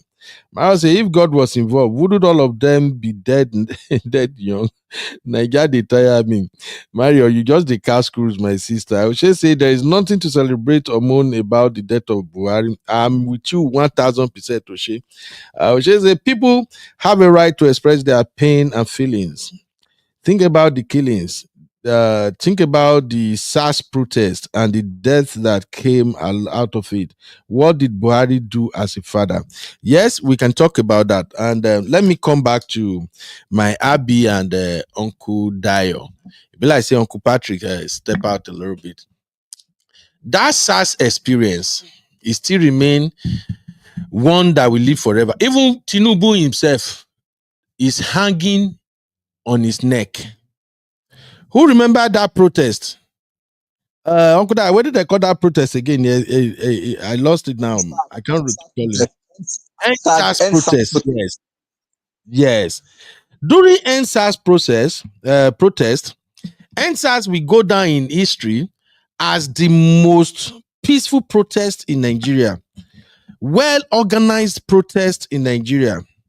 All the people, the youth, all they were demanding for at that time was stop SARS from paying us. SARS were taking advantage of us. We are Nigerians. That's all they were asking for. Because they strategically set the destination of the location for the protest to be the Ekpeleki tollway. And because vehicles cannot pass, they're not making money from that tollway for a couple of days. All of a sudden, out of the blue, in the middle of the night, the military showed up and they were shooting sporadically. That is the image of End SARS right there. And when they say, who deployed the military? Bubu say no be am. Lagos State Governor say no be them. Everyone was denying it. These young men were just there singing, dancing, and just saying, we want you to address the issue of SARS. These policemen, they are just spying people randomly. Is that too much to ask? And yet, when I think in one interview I had Buhari said, oh, you see those boys that said they were coming to remove me in Abuja. Till now, there are some bodies that were not accounted for. So whether Buhari like it, whether Baba Tinubu like it, or even when their time come that they go to meet God, that answers the question will still be lingering. People will still ask. And now, I know how my people roll. By the time Tinubu live long and he pass, and they want to roll out the drum to say, let us celebrate him. When some people come online and say, hell no, there is nothing to celebrate about this man, are we going to get into our own emotions and say, why are you like this? Let us celebrate him. No. Who feels it knows it.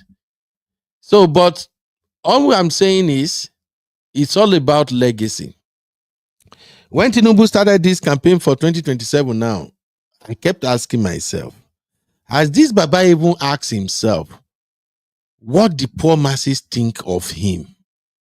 Are you just running on the basis of what these people that need you because of their own piece of the national cake are saying in your ears? Because I can imagine them going to Tinubu every morning and say, sir, you are doing a great job. The country is progressing now. The people are so happy with you. I said it here one time that most times, some of these your president, they don't really see what is really going on. They are too busy. Now, what did the people around them, they tell them, now that they go by? I think one of my sisters said, no, Ben, they watch TV. These folks are old. And I can tell you, as somebody in healthcare, what you, an able-bodied man, what you can do for 4 or 5 hours, and you still have time to sit down and watch TV. When these old men do that same thing for 1 hour or 2 hours, all they want to do is to go to bed after that. So, I'm not excusing Tinubu. I'm just saying that it's supposed to be his own responsibility to say, I need independent report on what is happening to the people. But then he simply fly by whatever they tell you. You see Tinubu in many events these days, praising himself. We do this, we do that, we do that. That doesn't matter. What matters to the people is, have my kids eat today? Can I be able to pay my rent? Am I still going to have a job tomorrow? So let's look at End SARS, for instance. How would you rate Buhari performance with End SARS? Abby, you want to go first or Uncle Dayo? Yeah, Uncle Daya probably has more in-depth things to say.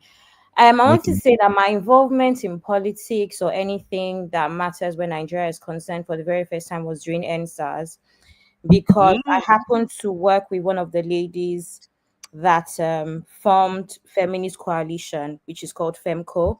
And I don't know how involved everybody was, but FEMCO was very big that period because they did a lot of groundwork. They did a lot of the feeding. They did a lot of legal work as well, getting lawyers to get people out of prison that were arrested and all. And in fact, most of the posters that most people shared that time were probably made by me, because I know that a few of my posters were reshared. One of them was reshared 11 million times.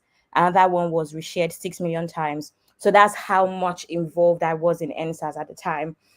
So you can imagine that when you're doing a lot of groundwork and then there's certain things that are done or said, is just very heartbreaking.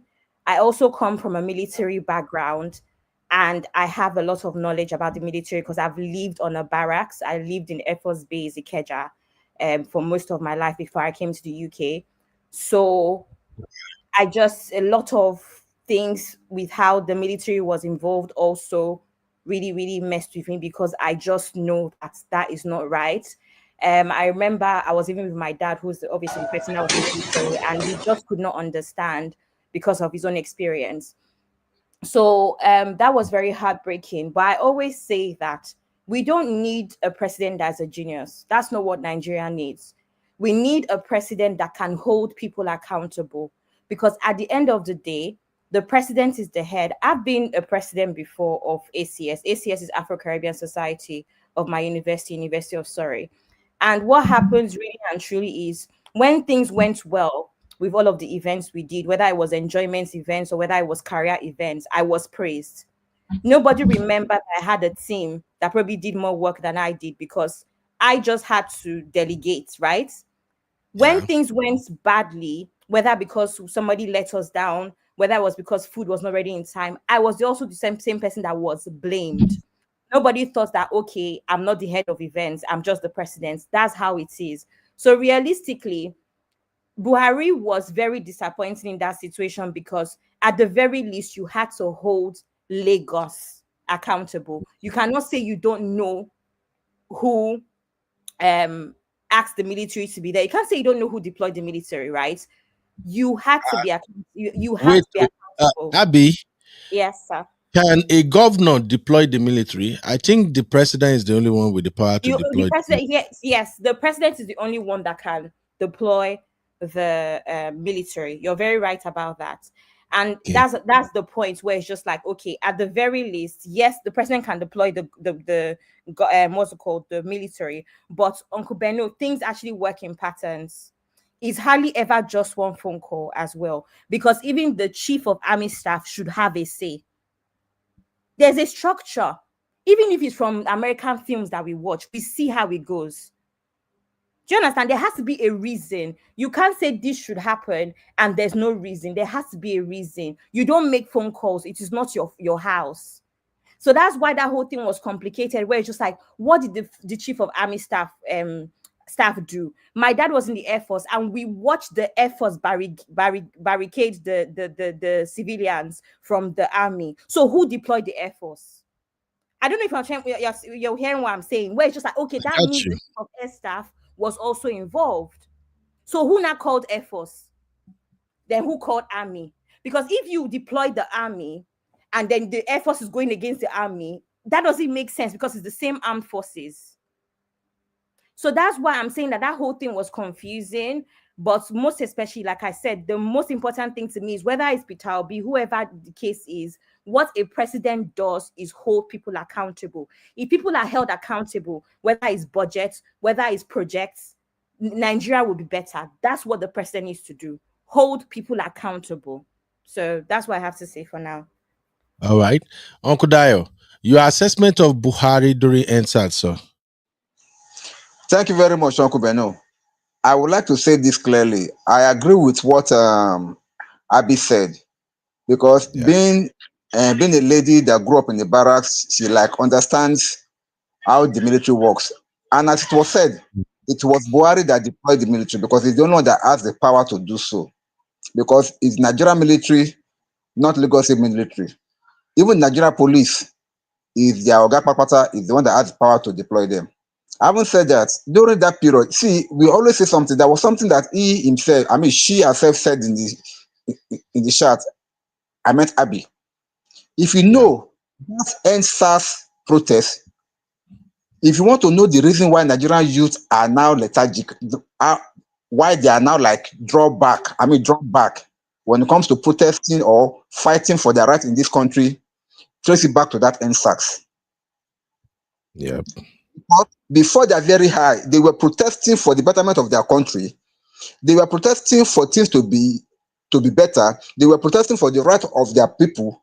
And before they're very high, some of them were pied. And nothing was done about it till today.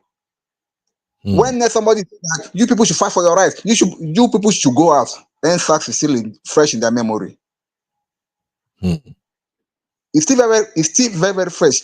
That's fact. Let me just take a little bit to see one or two things about that SARS something.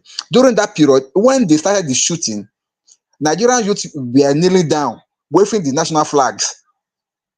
It is recorded that nowhere when the citizen is like waving the flag of the country, he or she should not be touched by any military of that country. But unfortunately, it was not so in Nigeria. And immediately that act was done, up to today, we have some people were yet to be found. You know, there's a saying that if there's no body, there's no case. They immediately cleaned up to say that nothing like that happened. But the truth is lying there. People were there. People saw it. There was this lady DJ. She was the one on the mixer mixing when the whole thing happened. She was recorded live. She had to escape from Nigeria to be able to save her life. We that were watching, I was in my home. I was watching everything live as the thing was going on. She was recorded. It was like, thank God for this age of social media.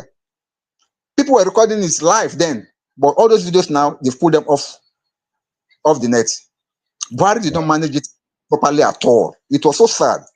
So when people say that Nigerians are not ready, they are not doing this, they are not doing that, we see, if you have witnessed a war before, you will not be part of people that will be saying that let's go to war. Because that memory will still be fresh in your mind. But people that have never been to war, they say, yes, let there be war. We don't care. We don't do this. People that witness the civil war, go and shout, go and sing war in their ears now. They will run away from you. Because they saw the carnage. They saw the disaster. They saw the kind of a brutal, in fact, the kind of brutality and what that war brings. Thank God that we have books. Some people recorded that it got to the state that when hunger was so much, in fact, I don't want to go there because it just brings back terrible memories. But what I'm trying to say is that as a father of the country, he did not manage it very well at all. That option that he used was the worst option that could ever happen. It can never happen in any civilized country.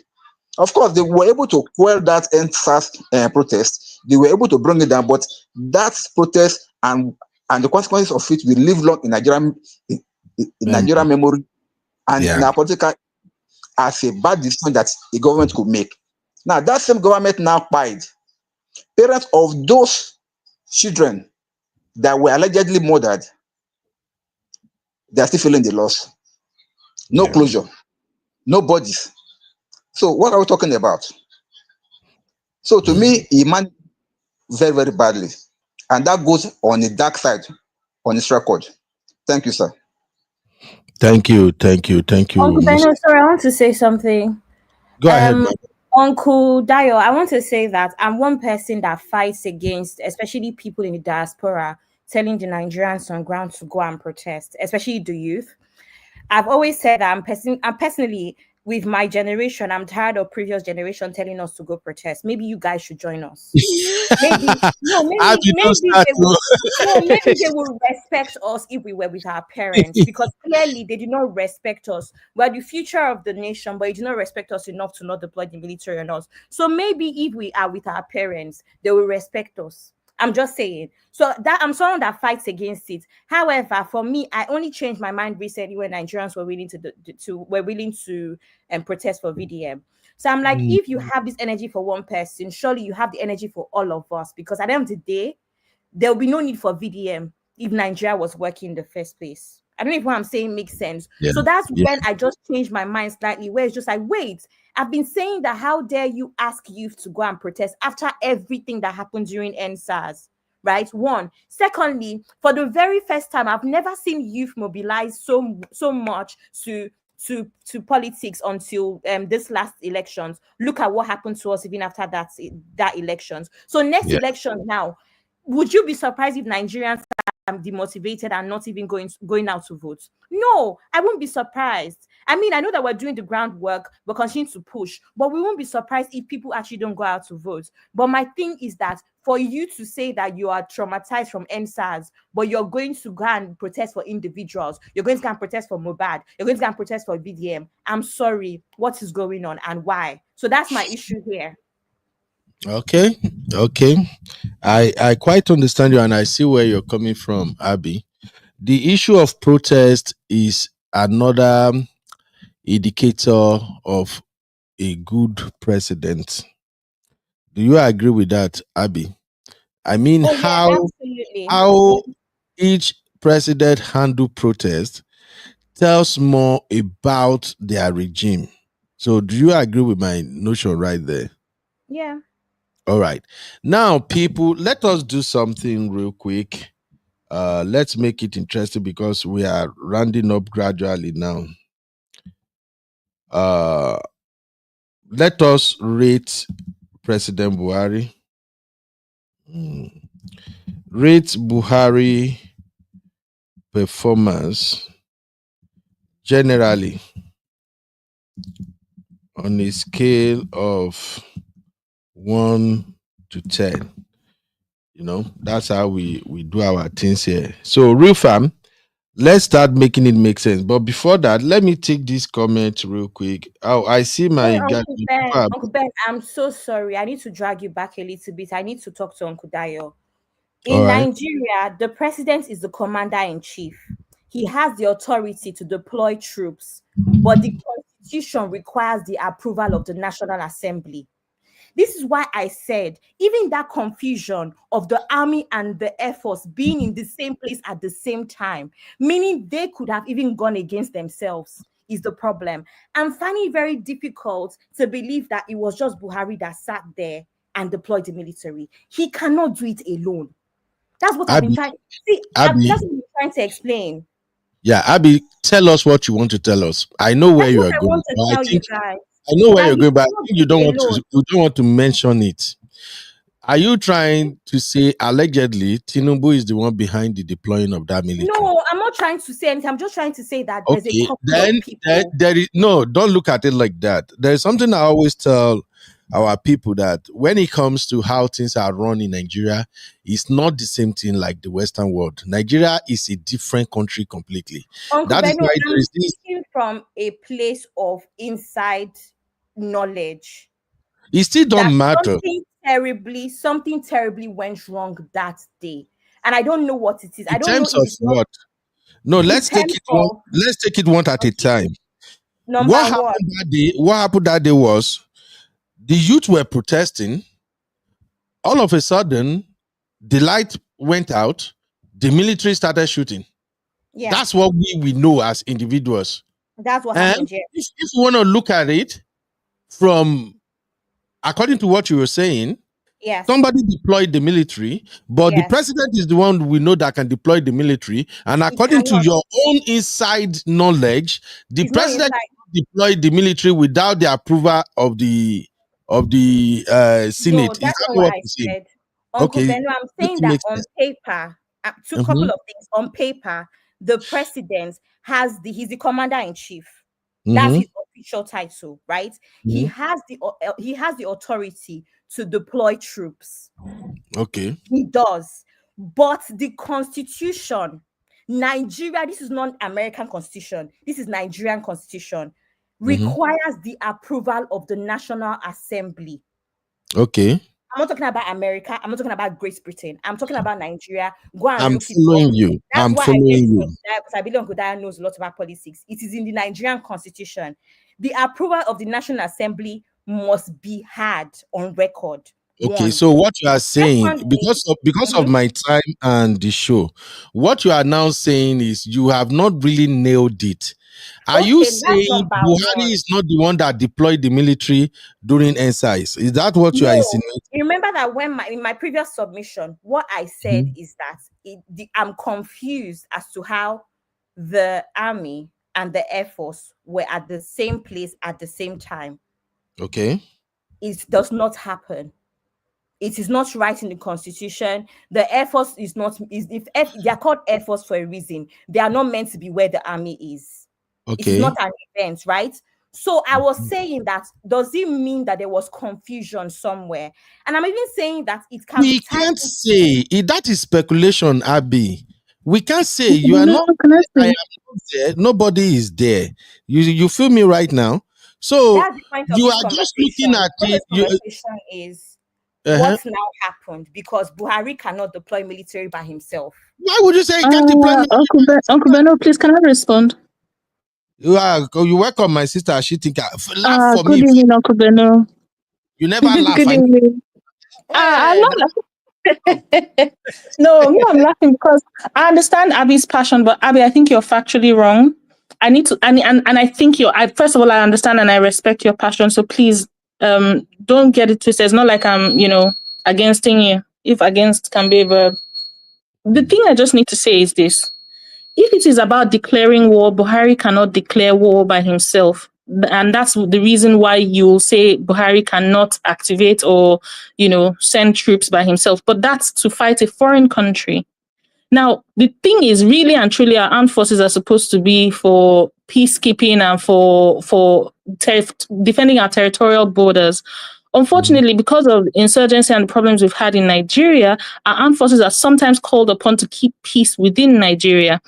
The truth of the matter is that as you're talking about the president needing to hold people accountable and hold people responsible, the president himself needs to be held accountable and held responsible. And one of his offices is the commander-in-chief.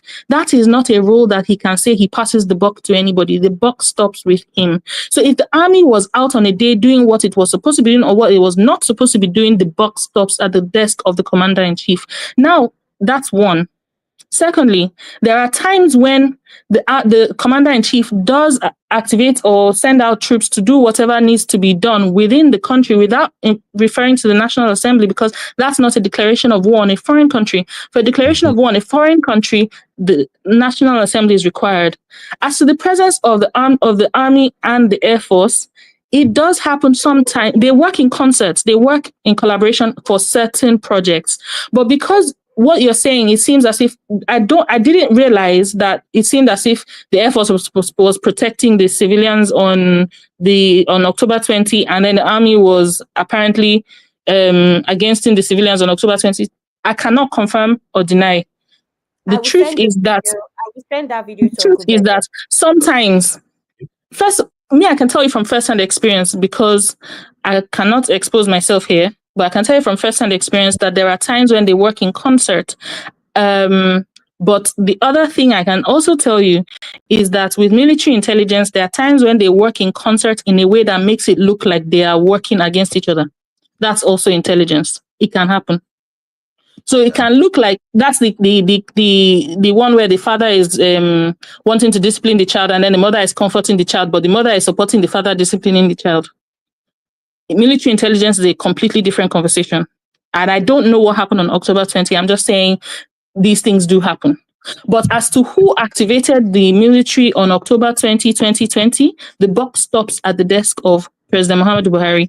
The problem with Buhari is that he had a pattern of, there's this meme that was going around when he was in power, where he was sitting down, relaxing on an armchair with a toothpick in his mouth, and it looked like Nigeria was burning, and he was just like, I don't care, laissez-faire attitude.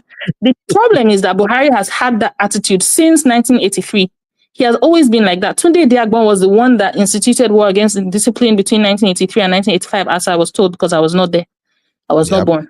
But No, you're right. as I was told, it was Tunde Ideagbon that was the one who was doing all of that work. Now, when Buhari came into power in 2015, Buhari also had his lieutenants who were not even the military people, the military personnel. I'm talking about the people that were his chief of staff, the people that were his different people that were working in government that were doing a lot of the legwork. And so a lot of people had, you remember when COVID started and one of his lieutenants, who Abba Kyari, I think, passed on, Yeah. and people thought he was a horrid man. And some people came out to say, no, this man was not all bad at all. Well, all he was doing the wishes of his boss. So Buhari's legacy is one of, he was called a clueless president. I don't want to even use that word to parrot that word. I want to say a careless, and not careless in the sense that he didn't, he was misplacing things, but somebody that did not appear to care at all what happened in Nigeria. He did not appear to have any emotion. Now, one of the main jobs of a president is to also be a consoler in chief. When Goodluck was in power, he would come out when things happened, and he would go and visit the sites, and you would see his hand on his chin, and people thought he was being ridiculous. But now, after he left power, we've seen what it's like to have presidents who don't give two hoots what happens to the populace that they're supposed to be governing. Yes, this is the meme. Buhari picking his teeth. You can, it's like the lady who was the Queen of France, Marie Antoinette, that said, let them eat cake. And before you knew it, you had the French Revolution. That was the attitude that Buhari had. And that's what he'll be remembered for. Somebody who just wanted to be a figurehead president. So we can't say that we don't know what happened on October 2020. The buck stops with him. He did not do his job, and it's very shameful. And I feel terrible. And I have to say this as somebody I'm from the north and I'm from the south, and I have backgrounds in many different places that is difficult to articulate. But Buhari did a terrible job, and I'm ashamed. Thank you, my Shitinka. If I Shitinka, you actually make it make sense, a lot of sense. And that is exactly what I'm saying about these politicians. Tinubu is there now, writing his own condolence, maybe 30 years from now, maybe 40 years from now, if you know what I mean. Because everything is doing now that he is the president of Nigeria. You writing your own condolence message that the people will publish about you when you are gone. Absolutely. The same I don't care attitude that Buhari was showing when thousands of Nigerians were crying. Tinubu is doing the same thing now. There you go. I've lost how many people that has cried under 2 years under his watch. I'm not saying he's directly responsible for that, but he is the one who is the chief security officer of the country. There you go. He is the one with the power to remove military generals. It's a shame.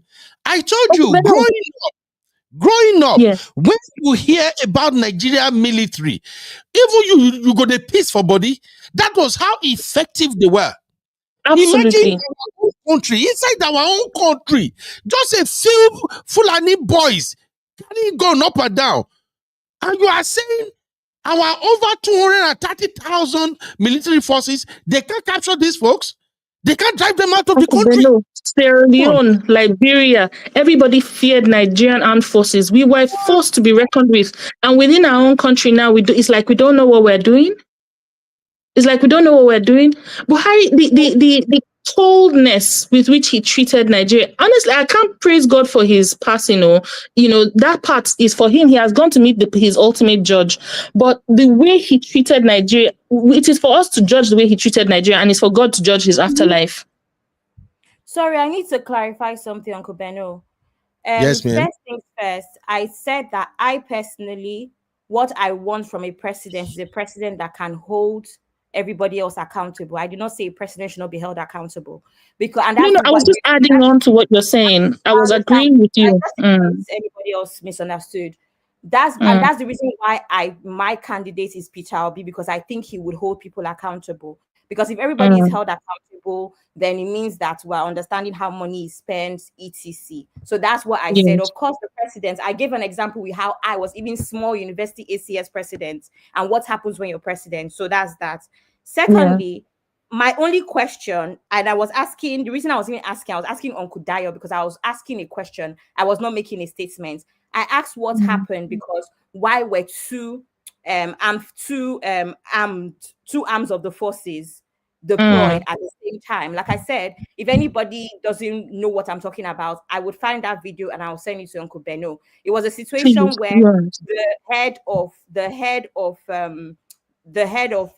Air Force that was sent out was fighting with the head of the army, telling him, I said, stand down now. So he was telling them to stand down and they wouldn't stand down. And then a phone call came in and that was when the army basically left the scene. That we all saw it play out. I don't know if it's because I was also behind the scenes. That's very strange. And I agree with you. That's a very strange incident. I grew up on a barracks. So you can imagine that I was here hearing people that know how things work talk about this. So that was not right. It's not about, I'm not just talking because that was a very strange incident. Exactly. No, but what I'm saying is that the reason why the army stood down was because the Air Force guy that was heading that troop was higher in rank. That was the only reason. So imagine if it was not the other way around, the Air Force would have had to stand down. That is exactly what happened that day. So I'm just giving an example of how I'm just saying, you see, Uncle Benny was trying to put words in my mouth. I'm not saying that it's not Buhari. I'm just saying that who else was involved? You heard Uncle Benno say, Abba, are you trying to say it's Tinubu? I said, I'm not saying anything. Who else but what I'm saying, because also remember that there were rumors that Buhari was not even on seats. So what happened there? So my own is not making statements. I'm asking questions. Buhari was rumored to be unwell, or to be even passed at that time. Remember, one.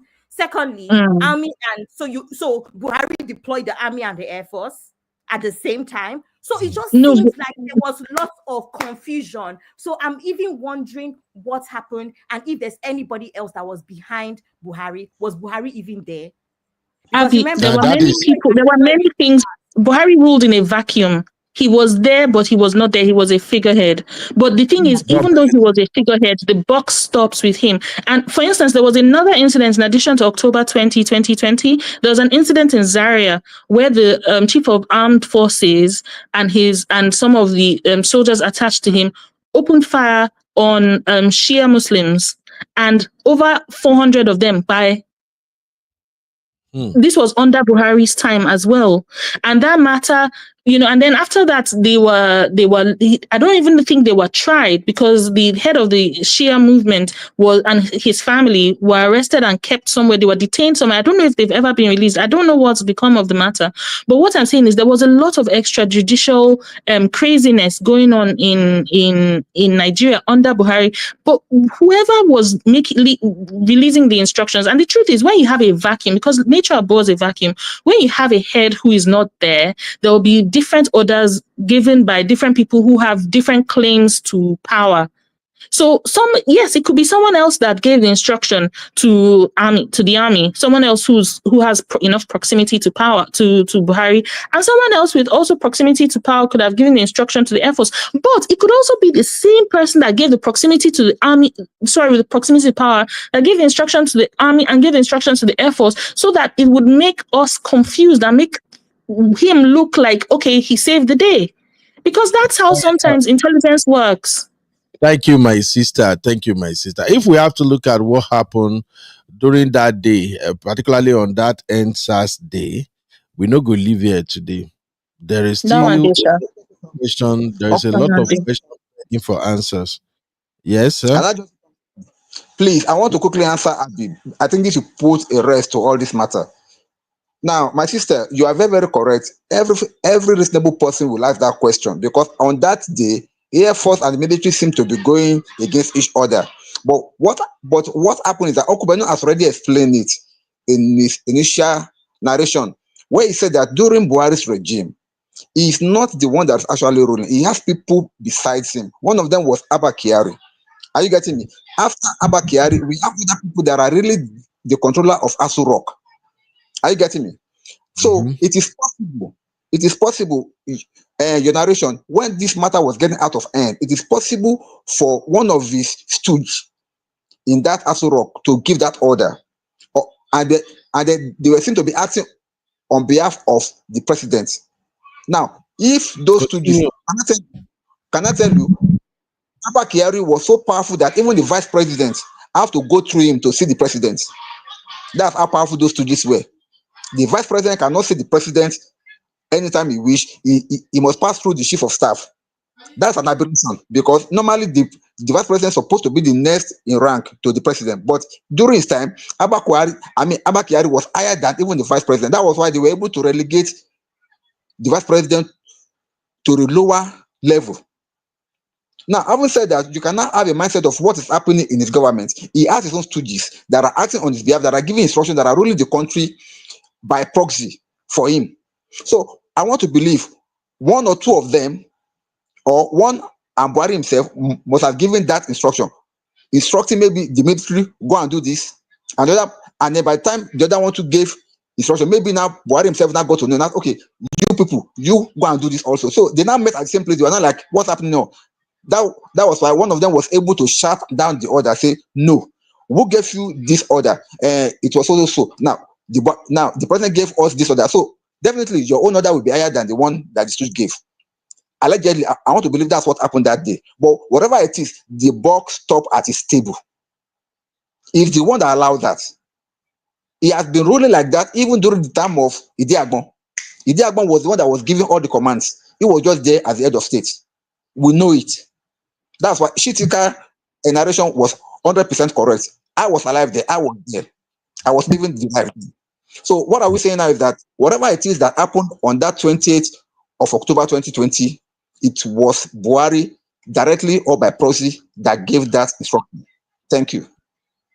Thank you. I think I'm really impressed with all these takes. It shows that right here on Reform, we have people who are politically inclined, people who are following what's going down. My shit thinker, I don't know, say you sabi politics like this. So.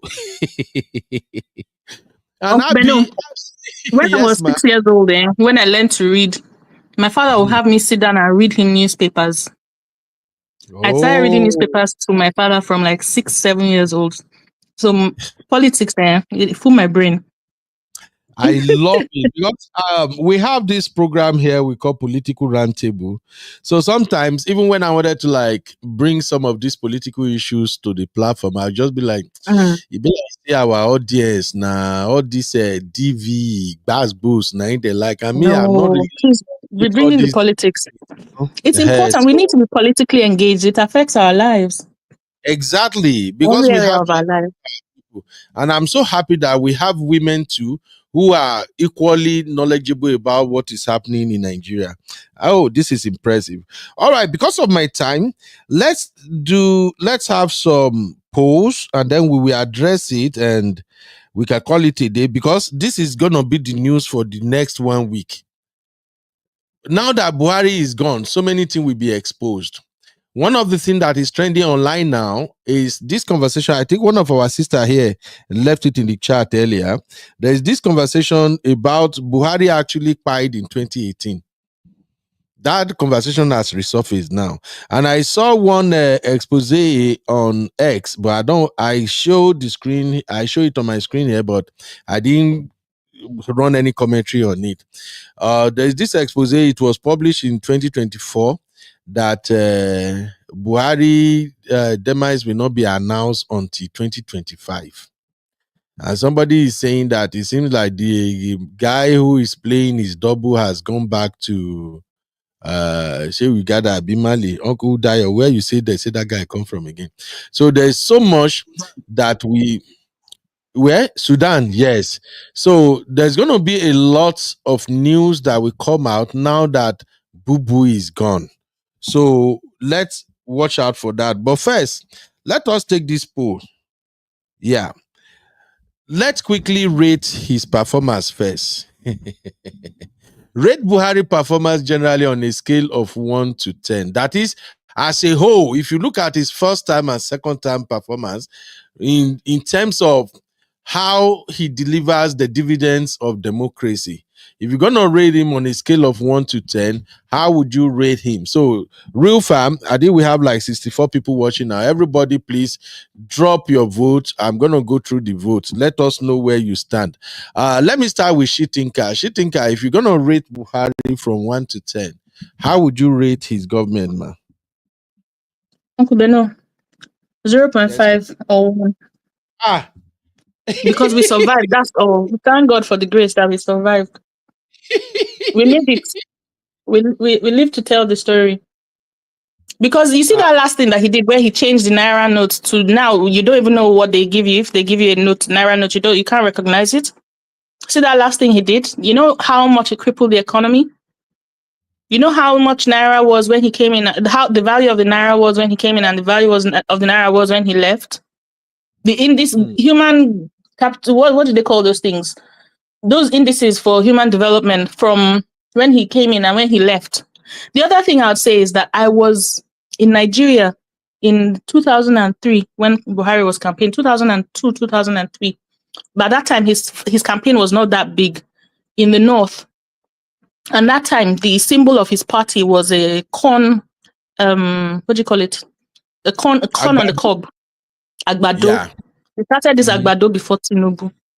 And you see children in the north moving around and saying, say Buhari, say Buhari. It started since then. And each time he lost, there were riots that claimed people's lives. And when he won, there was jubilation that claimed people's lives. So now he has gone. May God have mercy on us all and heal Nigeria. That's Okay, all I can but say. if I can ask real quick, my sister, do you think the people's lives are better under Buhari than Tinubu? Well, Tinubu promised that he'll carry on from where Buhari stopped, and he's doing a good job of that, if you know what I mean. So that Tongue in simply cheek. means the people's lives are not better. That's No, just people's what lives it are much means. worse. It was under Buhari that thieves were breaking into people's houses and stealing pot of food. It started under Buhari. You did not hear? Wow. I didn't hear that People were one. stealing pot of food. No, I heard it. I heard a number of incidents. People will break in and steal a pot of food. So now, I'm sure it still happens because people are hungry.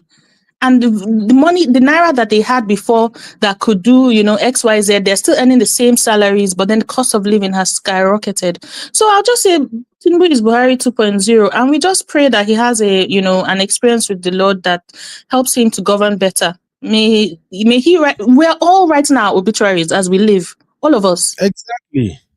That's what I said all earlier. writing our obituaries. Yes. People closer to President Tinubu, they should tell him now that take a cue from what happened to Buhari.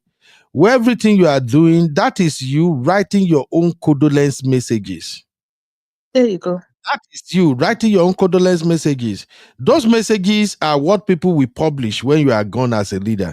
And I can see a lot of trouble coming. By the time Tinubu get older, may God protect his life. When he finally leave, even we in the West, we go get issue. Because some people will be celebrating, some people will be angry. Uncle Beno, whenever... Sorry, go on. Please go on. Yeah, so they should not tell him to deliver the dividends of democracy to people in the grassroots. He should forget me. I'm not concerned about all these billion that is not reflecting in the life of the poor masses. There you go. Well, okay, my sister.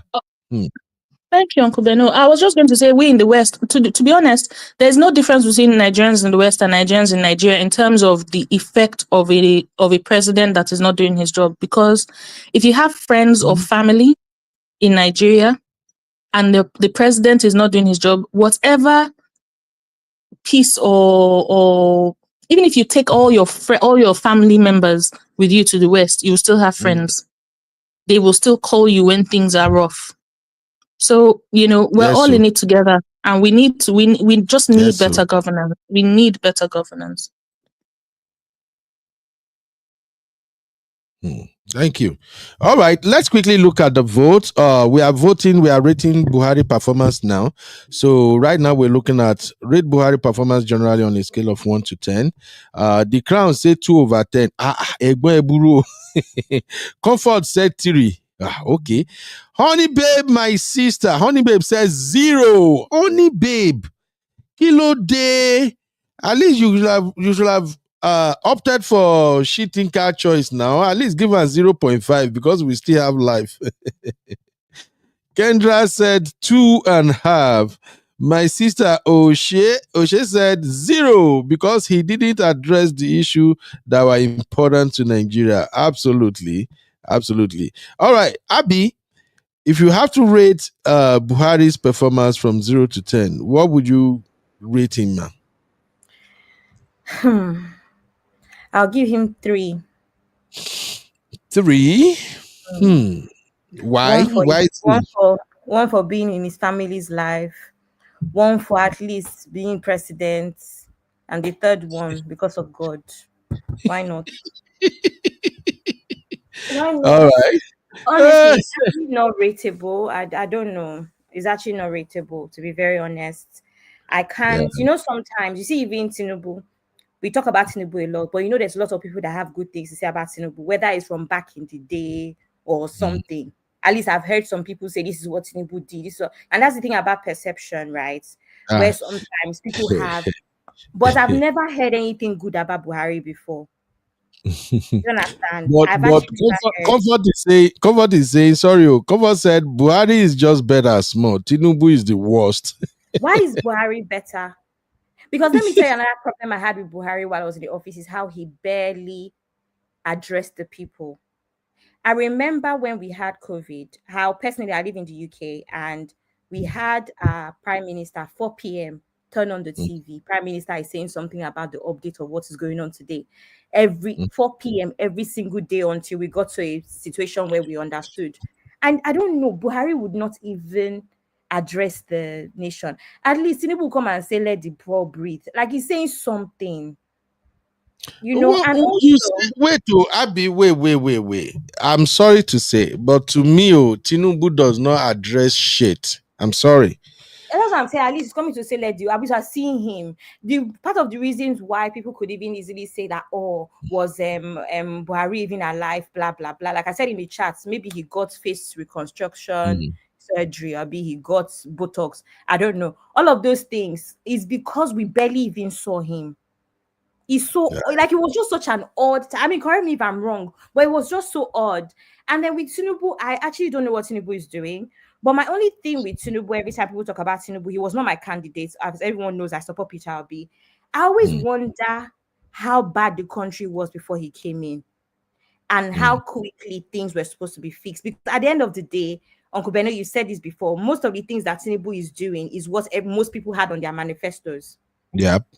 So it's not a question of how long was it supposed to. I saw a video the other day, and then that took me to the comment section where people were even saying that the student loan that a lot of people said they're already beneficiaries and they're enjoying it, but I had no idea because that was not put out.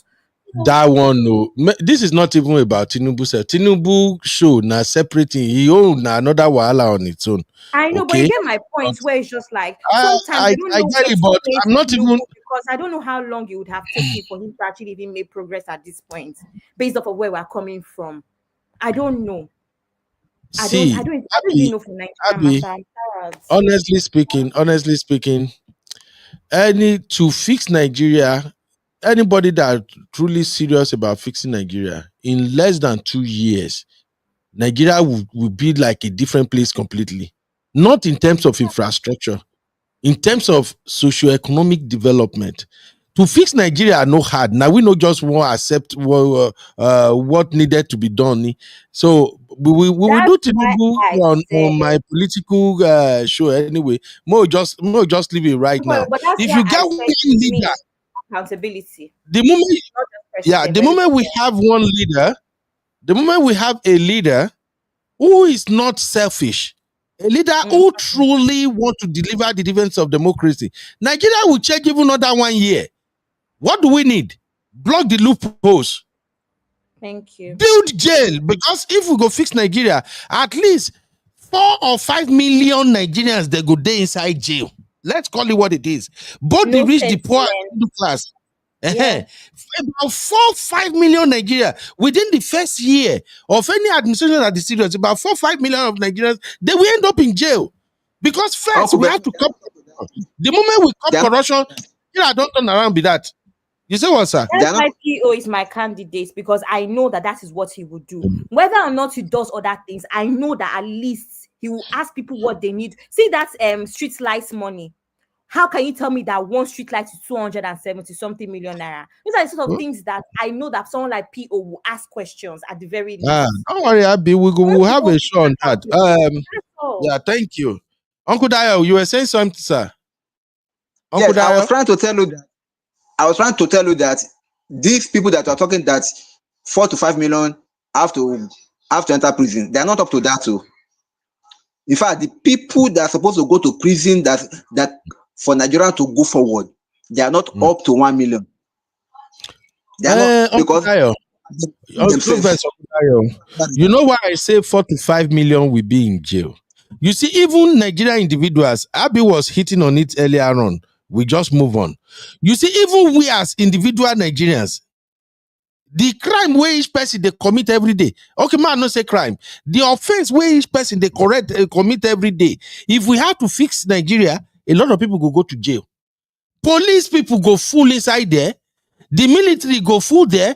Even in your civil service and the rest, then go boku. If you go into the banking sector, a lot of cashiers they're supposed to take jail. That's what I mean when I say 4 to 5 million people that go end up in jail if you want to fix Nigeria. Because right now, how do they talk that thing? Maybe Shitika go help me. In a situation whereby bad has become the norm. Like bad behavior is now the norm. You get how that they put them in words. It didn't escape my mind now.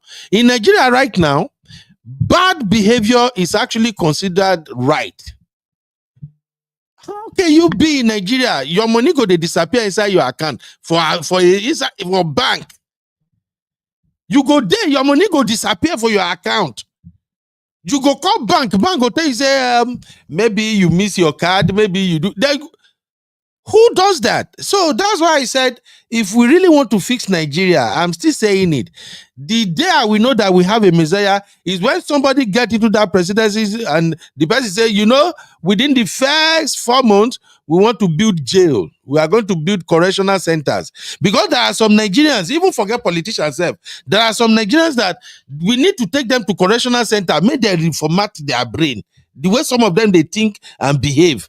That's just what I'm saying. When it comes to all these politicians, majority of them go dig jail already. You see all these people where they rule now, people where they rule from Obasanjo regime till now, if they are still alive, many of them go end up in jail. That's just what it is. And for a person to fix Nigeria, the reason me too I'm campaigning for Peter Obi is that when you have one leader that is not too powerful, when you have a leader that actually knew that I can't move anyhow, that is where we can fix Nigeria. Not when you have a leader like Tinubu or Atiku. Who won't question them? Whatever they do, can you question them? You can't. Well, that is a conversation for another day, but I have to end this show. So help me take my second poll so we can round up. So my second poll, if we want to rate Buhari's security policies, because I think that is one of the biggest problems we have in Nigeria. Many of us with the Western world, insecurity is the reason why we don't even want to show face for Nigeria. No be saying Nigeria really they bad like that. Say, they don't want to come. But when you think about the fact that people can rob you, police not even there around the vicinity. Accident happen. No, it's like we want to test our mathematics today because this one is minus 1 million that we're going to give Buhari. You want to test our mathematics. You are a wicked person. She's actually right. No, she's correct because the man also. Honestly speaking, it's going to be find X. She think I beg now, no do like this. Help me rate her. Where do you go rate Buhari? Not 1 million, I beg, not vex. I don't give him anything past that 1 million. Even that 1 million I tried because it could have been minus 1 million. I tried. It could be less than that. My beleo. It's less than minus 1 million. We could walk. You could take a walk in your neighborhood back then. Now, even with all the problems Nigerians are having, we also have problems with weight because we cannot take walks again. See people jogging in Lekki with armed guards running around, following them just to go jogging. You cannot even jog again. Okay. We could take walks in Nigeria. Now to take a walk, you think about it, you pray, you cross yourself, you cover yourself with the blood of Jesus because you want to walk from your one street to the next street. Abby, you are a bad girl. Abby say, take a walk, we steal your legs. Yes, sir. During this regime, do you know that they caught some Fulani herdsmen that just buy somebody? They caught them, and the people said, no, let us not do what they did to the person back to them. Let us take them to the police station.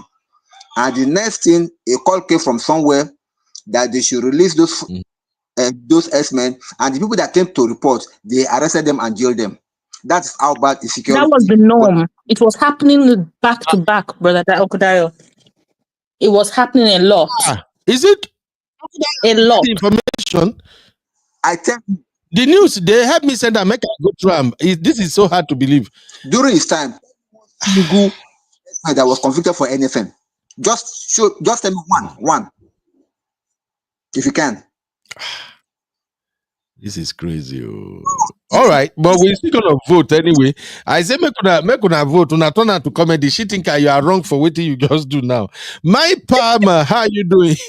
Palmer say -0. Why on a day like this now? Una no math for school again. I be kilele iba itori Olo. Make una rate somebody from 0 to 10.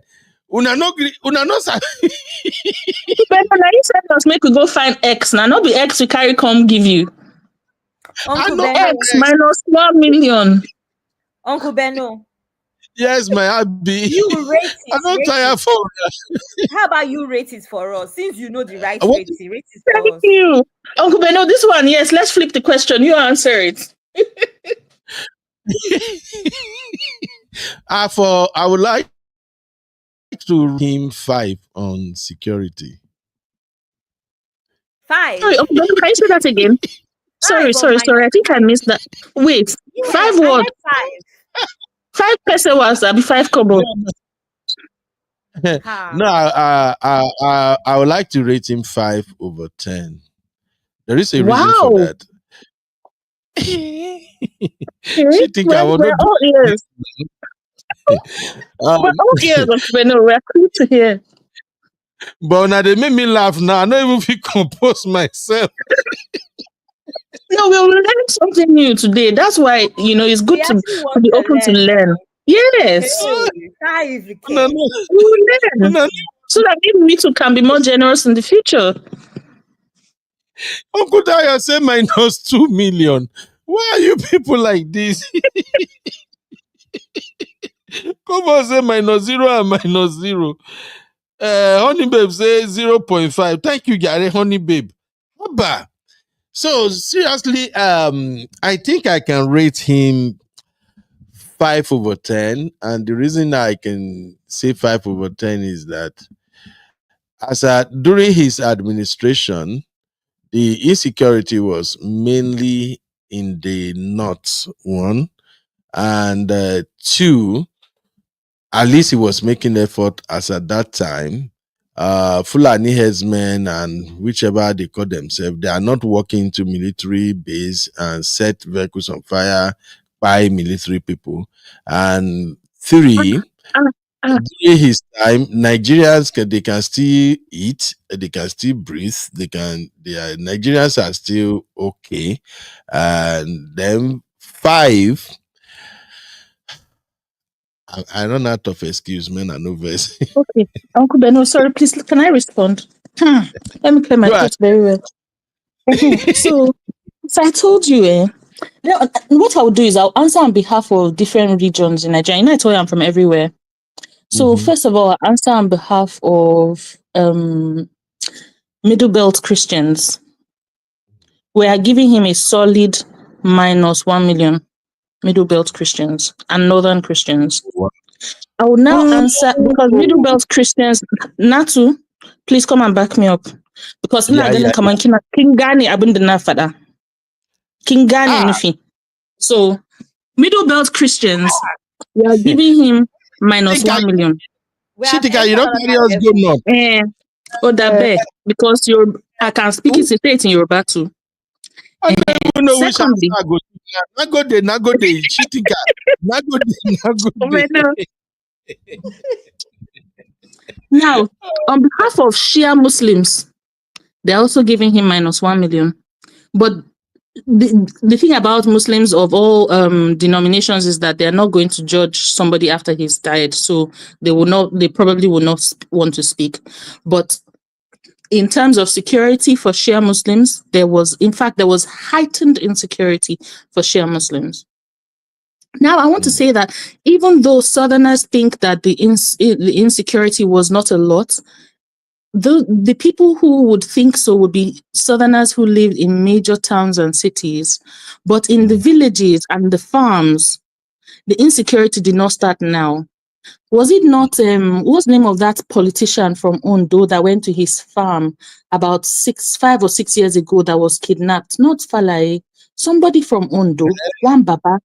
Yes, was kidnapped by Fulani insurgents in his farms. Yes. So farms around Ondo, I'm also part Ondo, Uncle Beno. Ondo, Edo, yes. Drag me say Ondo is far. Yeah, I am a complete Nigerian. I feel grand. Is he Eniola you're talking about? No, I don't remember his name now, but I'll remember soon.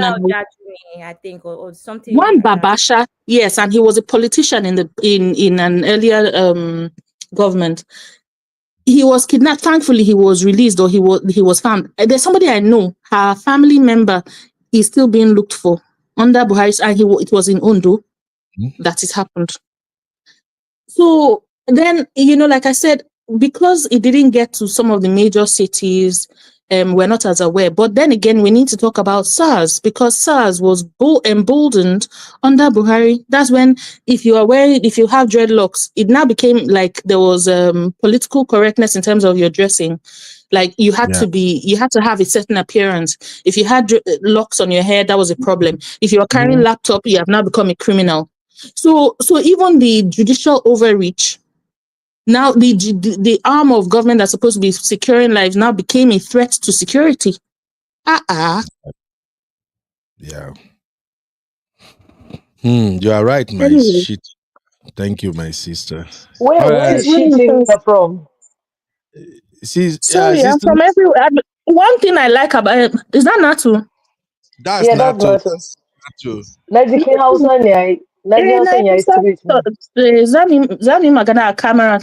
Okay, no. All right, okay, Ben. So let me just support my sister. Abayan Church. No problem, sis.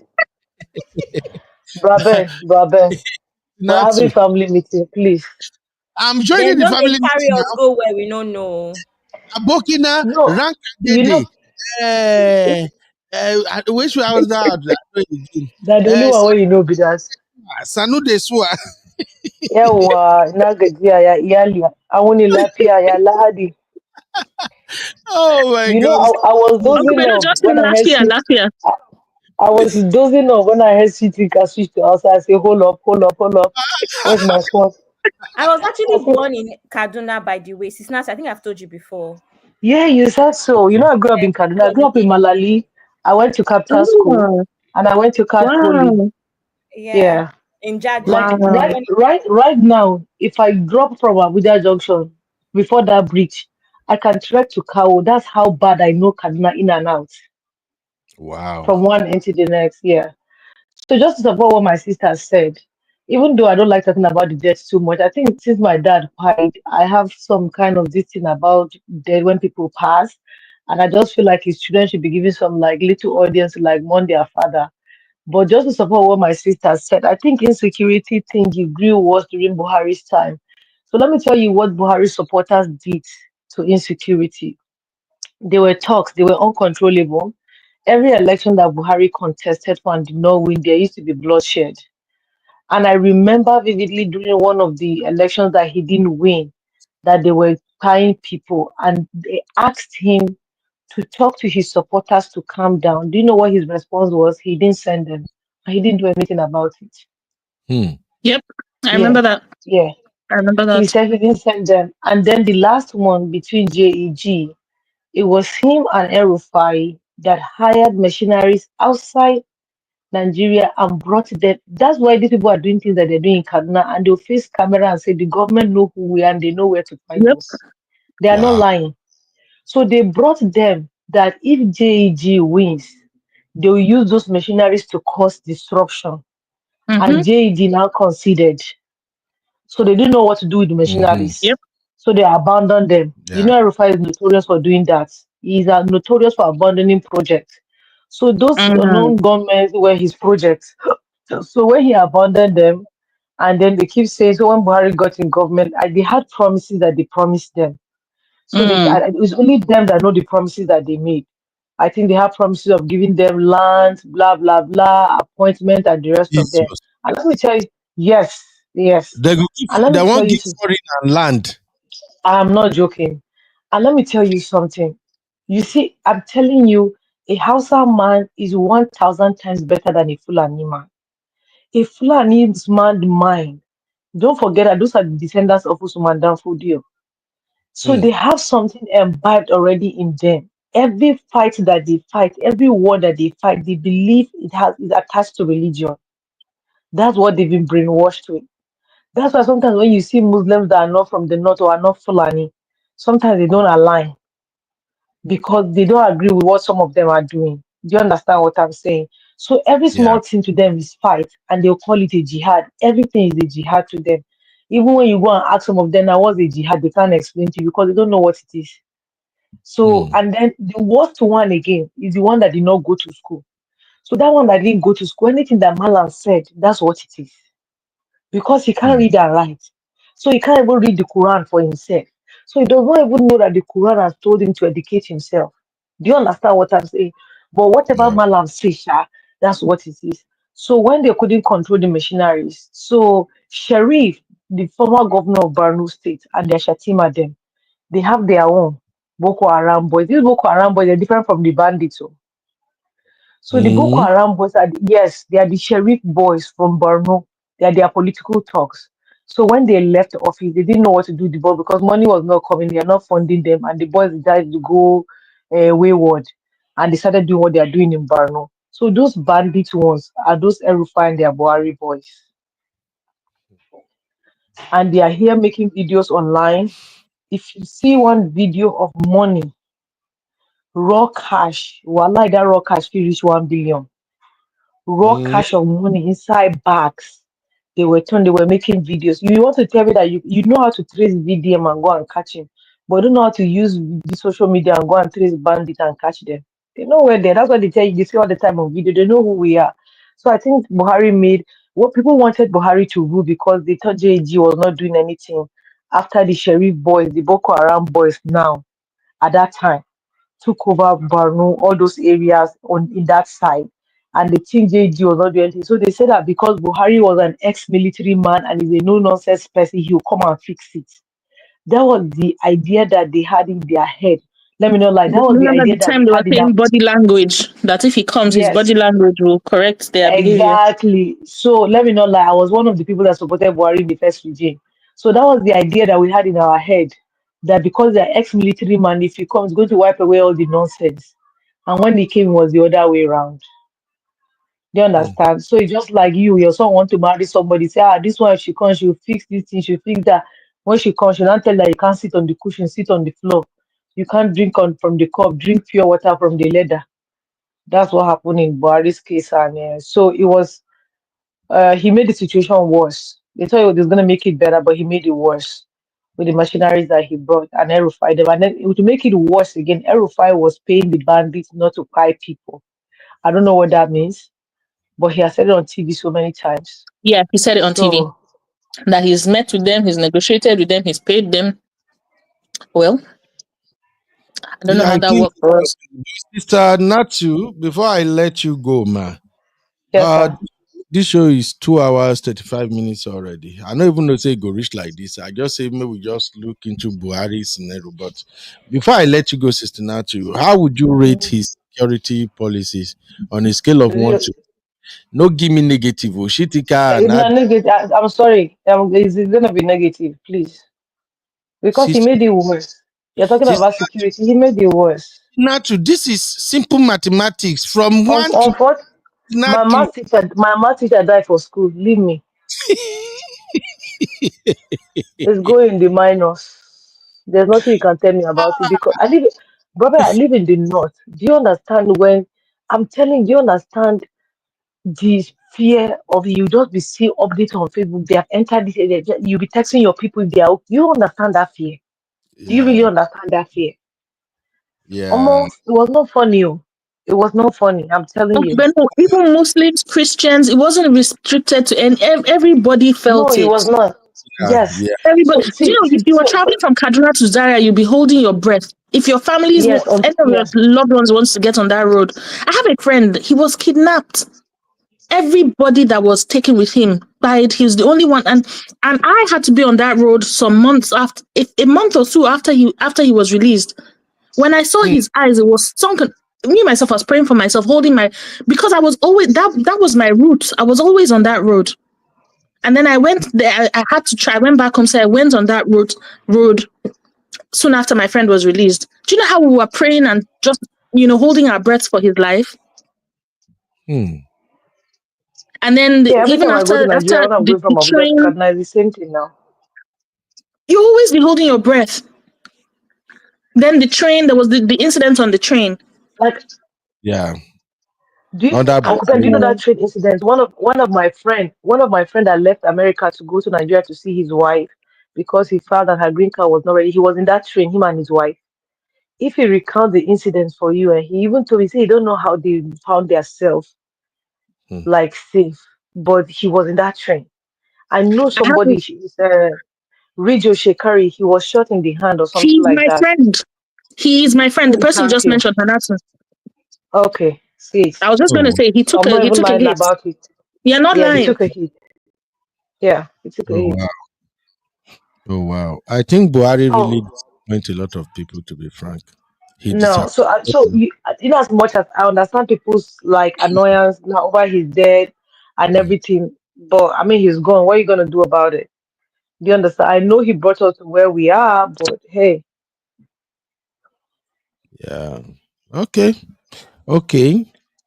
Finally, should Tinubu declare public holiday in honor of Buhari?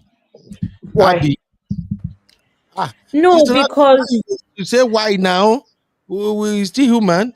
Let me start with Abby. I know here Abby will actually, I agree that they should declare. Do you know why? Because Gary called us lazy youth. So how about we just chill and show that we are lazy? How about that? I mean, you did throw shade. No, but a very 10 gosa for you, Abby. 10 gosa. No, but a very serious note. I'm going to tell you something that I say about public holiday in Nigeria. We have too many public holidays in that country. For a country that is so poor, they should go out. They should not do any public holiday. They should go and work. And you know what's worse in Nigeria? If a public holiday falls on a Sunday, they not celebrate it on Monday. On Monday. They have to see. Now, let me tell you when I knew that thing annoyed me. I live in the UK, as you know. And do you know that they celebrate Nigerian public holiday in Nigerian house? Yes, now. And they do UK ones again. All the Muslim holidays, all the Children's Day, everything they celebrate. All the Christian holiday, and then they will not celebrate the American holidays too. They will not celebrate the UK ones as well. M5. There's so many holidays for a country that is poor. So no, they should go and work. M5, take your time. M5 say she dey sell Ashoebi for anybody we want attend Buhari. Mama 5, you're not nice. Almost They, 5. supp- Why are you they like suppose don't bury him now. Okay, no, they probably take him to Nigeria London? tomorrow. In the London, they know if you bury am for London. And I They, blame they London probably for this. London people, we are supposed to sue you people for why? allowing our boo to buy. Yes, we are When paying I London when I now. so no, you see now you get mind to dey run your mouth. They suppose sue the cops. Why the cops when they alive no build hospital where they go treat am for Nigeria? Sister Look Natu. like Oh my God. Thank you, everybody. It has been a very wonderful show. I really don't know what to do with these politicians. I don't just know why wickedness fool their brain. I don't know at all. M5, me, I want Ashoebi. Oh. I need Ashoebi. May we declare public holiday. We are burying Buhari. All right, take this one for the road from, of course, at the area mama. I think area mama is what they call this beautiful sister. oh trenches, You know her, right? Mama So P. area mama is real. Mama P is what they call her, right? I Eh. think my guys for backstage, anytime they share her video, they go say area mama. So area mama, what are you doing now? Are you are you celebrating say Buhari pie? Everybody, anywhere where you see my comment about Buhari, don't try to be stupid. Don't come there to come and say, what about you? That is it. Shut up your mouth. Let's just mourn your own. Show you the mourn. And your papa died. Mourn now. May you rest. Me, when decide I no go mourn Buhari, leave me. Idiot. How many times did you mourn the people they killed at Target? Or you don't know that he was president then? You know how many innocent people have lost their life because of the useless governance of these people? How can you be a president and for the trillions and trillions and trillions of budgets and money you borrowed from IMF, you could not build a standard hospital? You have to go and die in London. You don't die where? You're supposed to wipe people for that your bed. I can imagine the best of doctors that treated you yet to die. And imagine us, we don't even get equipment where they treat. Now God, they keep us. Please, oh, mourn a peace. You idiots that are under my comment section trying to form. If I swear I'll go for na, say it go reach una body. That's salwa. Na de grace. Oguwa gera bijwa. Ugdo una de mad. Oh, I should feel sorry now. I'm seeing some blog posting slow music. It's picture you there, Chris. Sentiments and emotions will not kill Nigerians. We should suddenly celebrate a Buhari. You are all idiots, the most miserable. Please, oh, let's just say, no wonder. For some days now, the useless garbage show. You they confess now, so now do this. Rats no enter office, now talk. Now, so Buhari no go collect money for food. He was not dubious. Instead of collecting millions for food, he was eating beans and bread as president. You all idiots. And the idiots when I say we be now actually be. Maybe because I don't know, say time for announcements don't reach. So you are trying to whitewash the image. Eh? So persons are coming to prevail on me to show emotions. A man that couldn't do anything. You didn't provide jobs, you didn't provide security, healthcare was zero, education zero, as to they strike every year. Protestants were killed and thrown inside river like waste product. There's nothing he was ever aware of. When the thing gets international recognition, they seek for the president's speech. He said, I was not aware. Is he aware is dead? Somebody should tell him. Please, oh, please, if you have fake wishes to share it and not block you. But if you carry on come my doorstep now, Google help me kill you. This is the time to tag all Nigerian politicians. The time you will use to do condolence, use it to tag Tinubu, tag Abba, tag Wicked, tag all your governors, tag all the useless politicians that has made our life living hell, has made our youth age useless. Tag them and remind them that they will all die one day. Oh yes, I know I'm gonna die too. The tears on my grave. That's it, area mama. The That woman know the year word. I know she's speaking the fact. She's saying the truth. No, I love her. I love her. I follow her very well. I love her.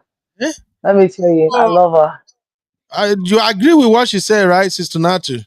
Yeah, let me tell you, I agree with what she said, and that's why I said I'm not going to judge anybody's emotions if people are trying to show it any other way. For me, sometimes I just want to let people just mourn their mourn, not say anything. That's my own choice. So. But if I see somebody saying things, I'll not say, oh, what you are saying is wrong. You don't know what people went through.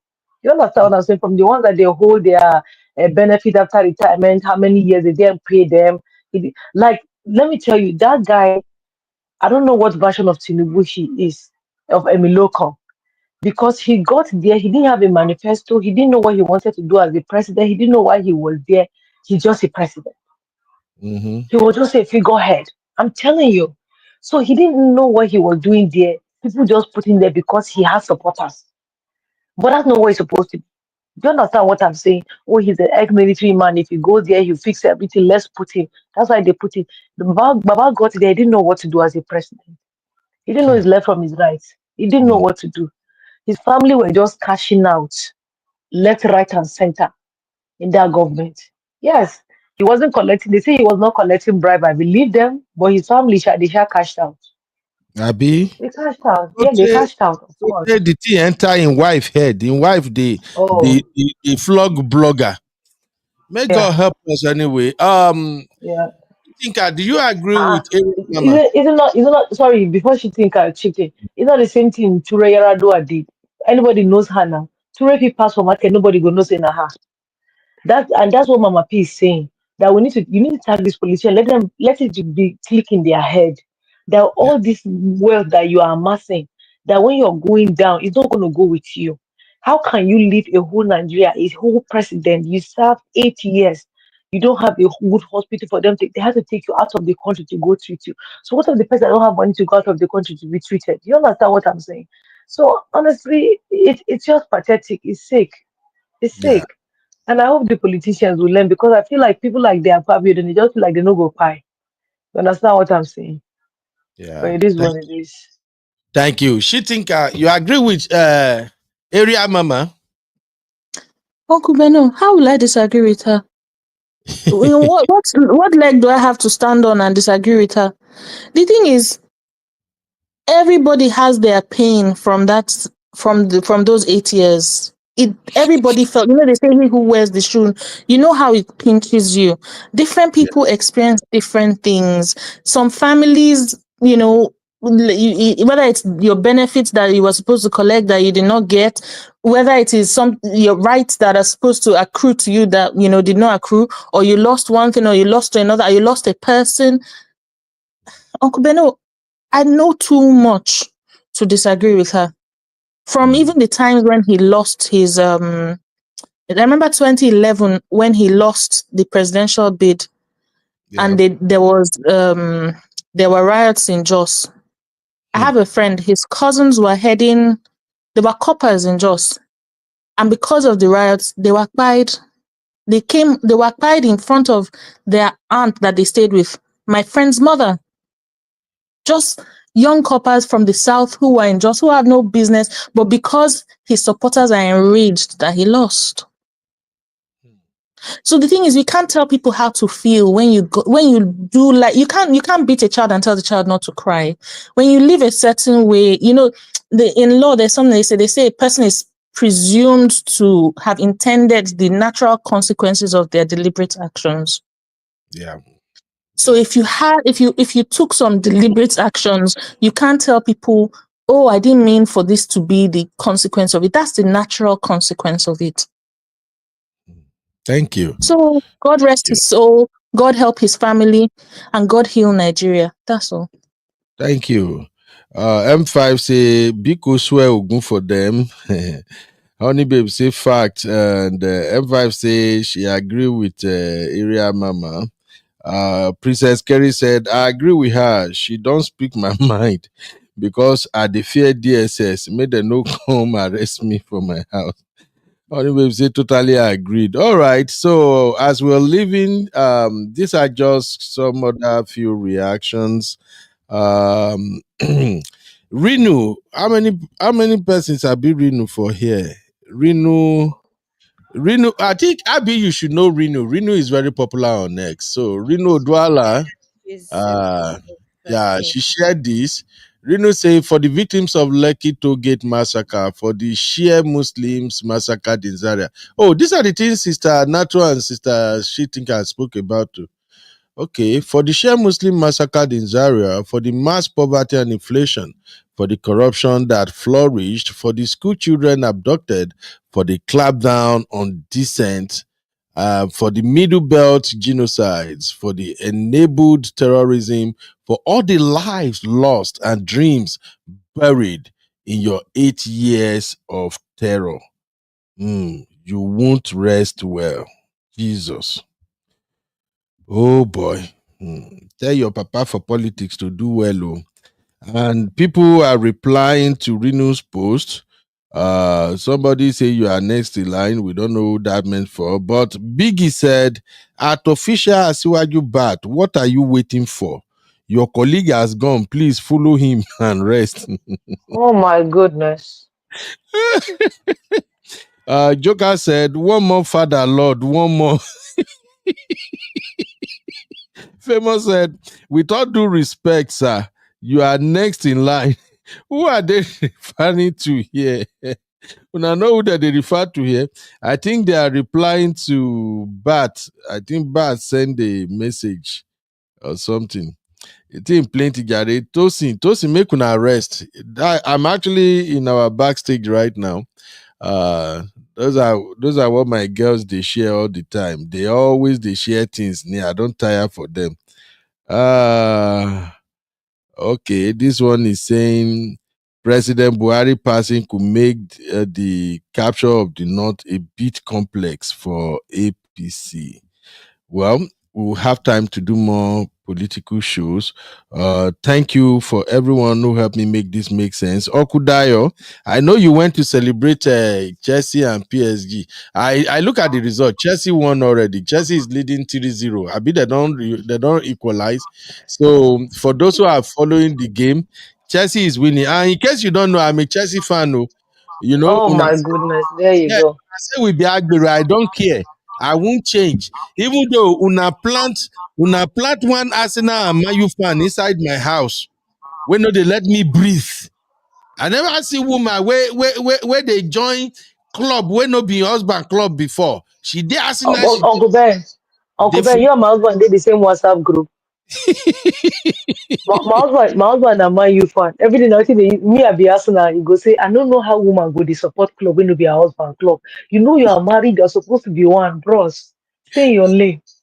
you are Everything supposed that I'm to. now you're preaching be that no, leave me.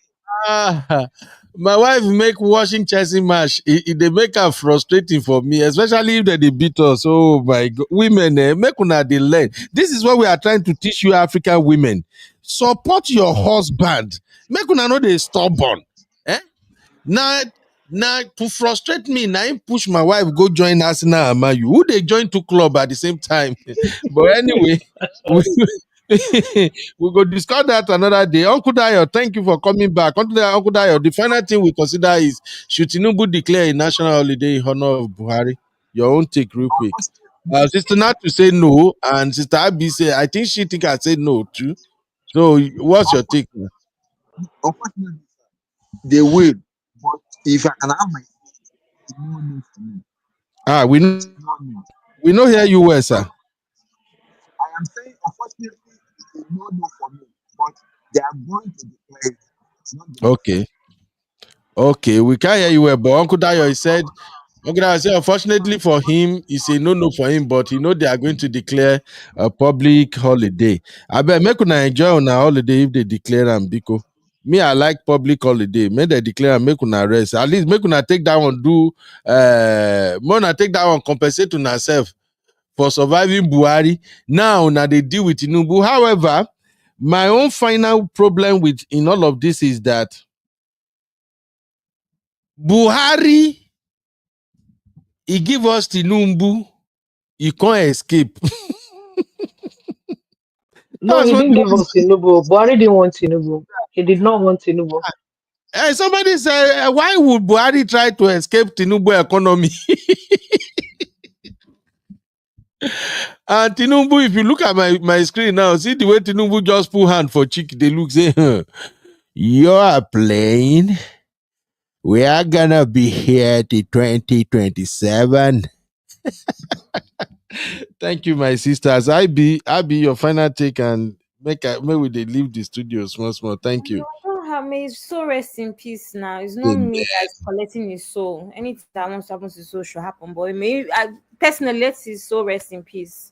And then hopefully, I don't know, hopefully we get a better Nigeria in the next couple years. That's all I can say. And Amen. She think your final take, man. I wish him a safe journey to his maker, who will ask him the questions that we were not able to ask him. La And I ilaha pray for illallah. Nigeria. Mm. La Sister, ilaha So illallah. yeah, not for Akuma. Was Sister that Nat, ever able bad guy, Sister Nat. to good? Oh my goodness. I Safe can't. journey to his maker, but so, and I pray that all of us Nigerians will remember that a day of reckoning is coming for every human being. So we treat our country better and treat the people we meet better. We don't get into power for the sake of power. I pray that Nigerians become more accountable as human beings and that Nigeria gets better. So honestly, his passing is for me a time of reckoning for all of Nigeria, not just for him. He has met his final reckoning. Now we need to have a reckoning so that when we get to our final reckoning, it's not all grim. Yeah. Thank you, man. Thank you very much, Shitinka. God bless you. You actually make the conversation a lot interesting. Now, where I know say, Thank you, Uncle Beno.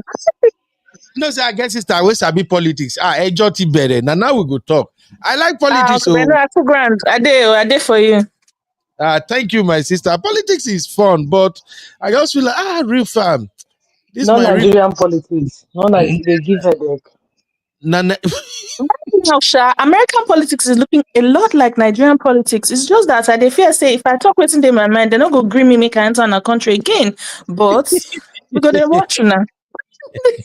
Even we wait the country, we don't talk to this one where they there now. As I did like this, I know they enter Nigeria. I know go Nigeria. American tell me say you are not coming back. That I black tire, Uncle Beno. I beg. Maybe just demand our car. Just talk carefully, walk carefully. Yes, I never post anything because I find visa for my mama before they go check my Facebook. See something. People don't know what's up. Even me, I know they do anything about my Oregon co. Make it not be say when I go say when my auntie can rest again now, they'll go say, did you share this? We don't need to do that one.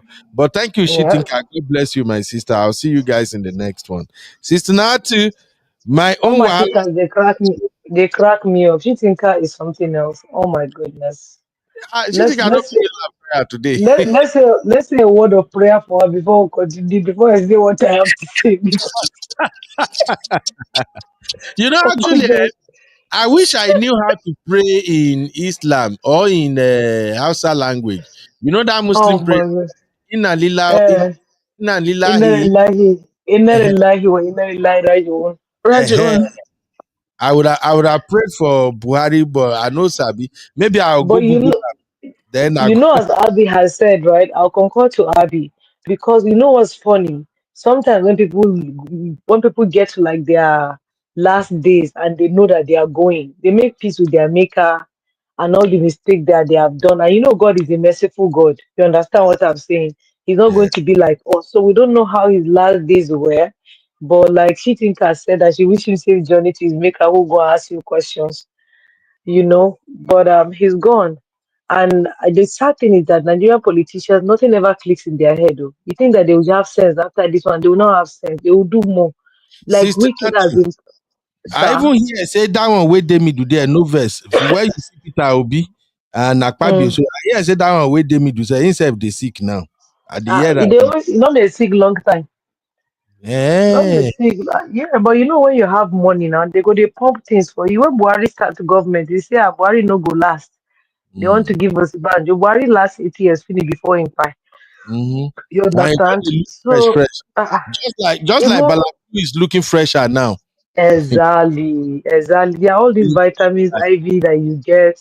Yeah. See, money, but the only thing that money cannot buy for you is life. Once time reach like this, now to go. But the thing about God is like God will give you time and God will give you grace. Now I take you an IMB. But I just pray for our politicians. Like she think has said that we hope that people that are vying to go into politics will not do it for power's sake. You understand what I'm saying? They will do it for the purpose of adding value and helping Nigeria get better. Because now everybody wants to get into power to revenge or join pepper them gang. Oh, me too, I don't become member, I don't become senator, I don't become this. Okay, we'll go chop our own share of the national cake. Very few people like Peter Obi are thinking of what they will go there and how they will add value. You Yeah. understand? So I just pray this one people will learn lesson.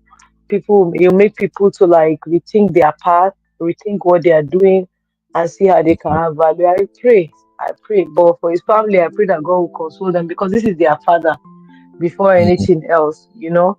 And Yeah. because I'm a daddy's girl and my father has died, I know the pain. I can understand that the pain they are going through. But the problem is that their father has chosen a path that has not favored all of them, or he has favored all of them in a kind of way and is disfavoring them now. So they'll have to deal with it. So I Yeah. pray, Sha, for us as general public, this one too will help us to know the pick the kind of path that we pick. I don't want to pie and they'll be leaving this kind of comment about me on social media. People will be That talking. is it It's now. sad. That's the It's sad. message. Exactly. That's the message. Oh, That's why I Uncle, say last message to Tinubu and others.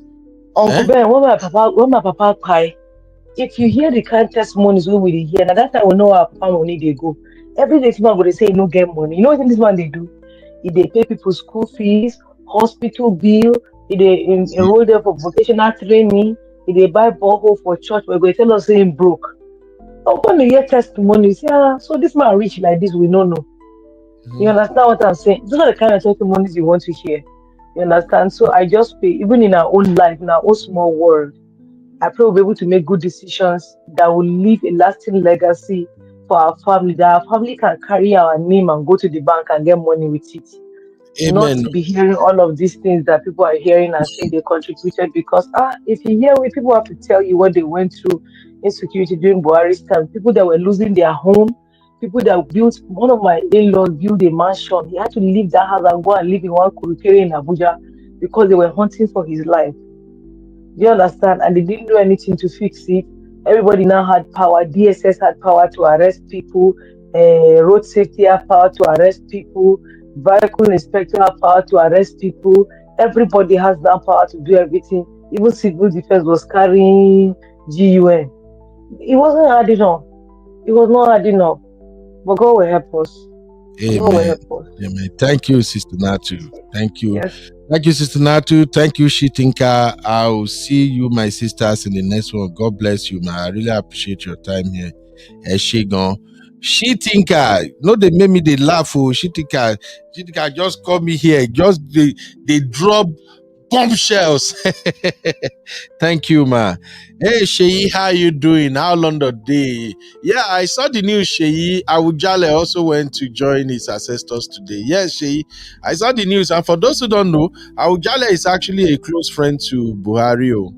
So the man himself don't pass today. And Awujale is the king of, I think, Ijebu land, right?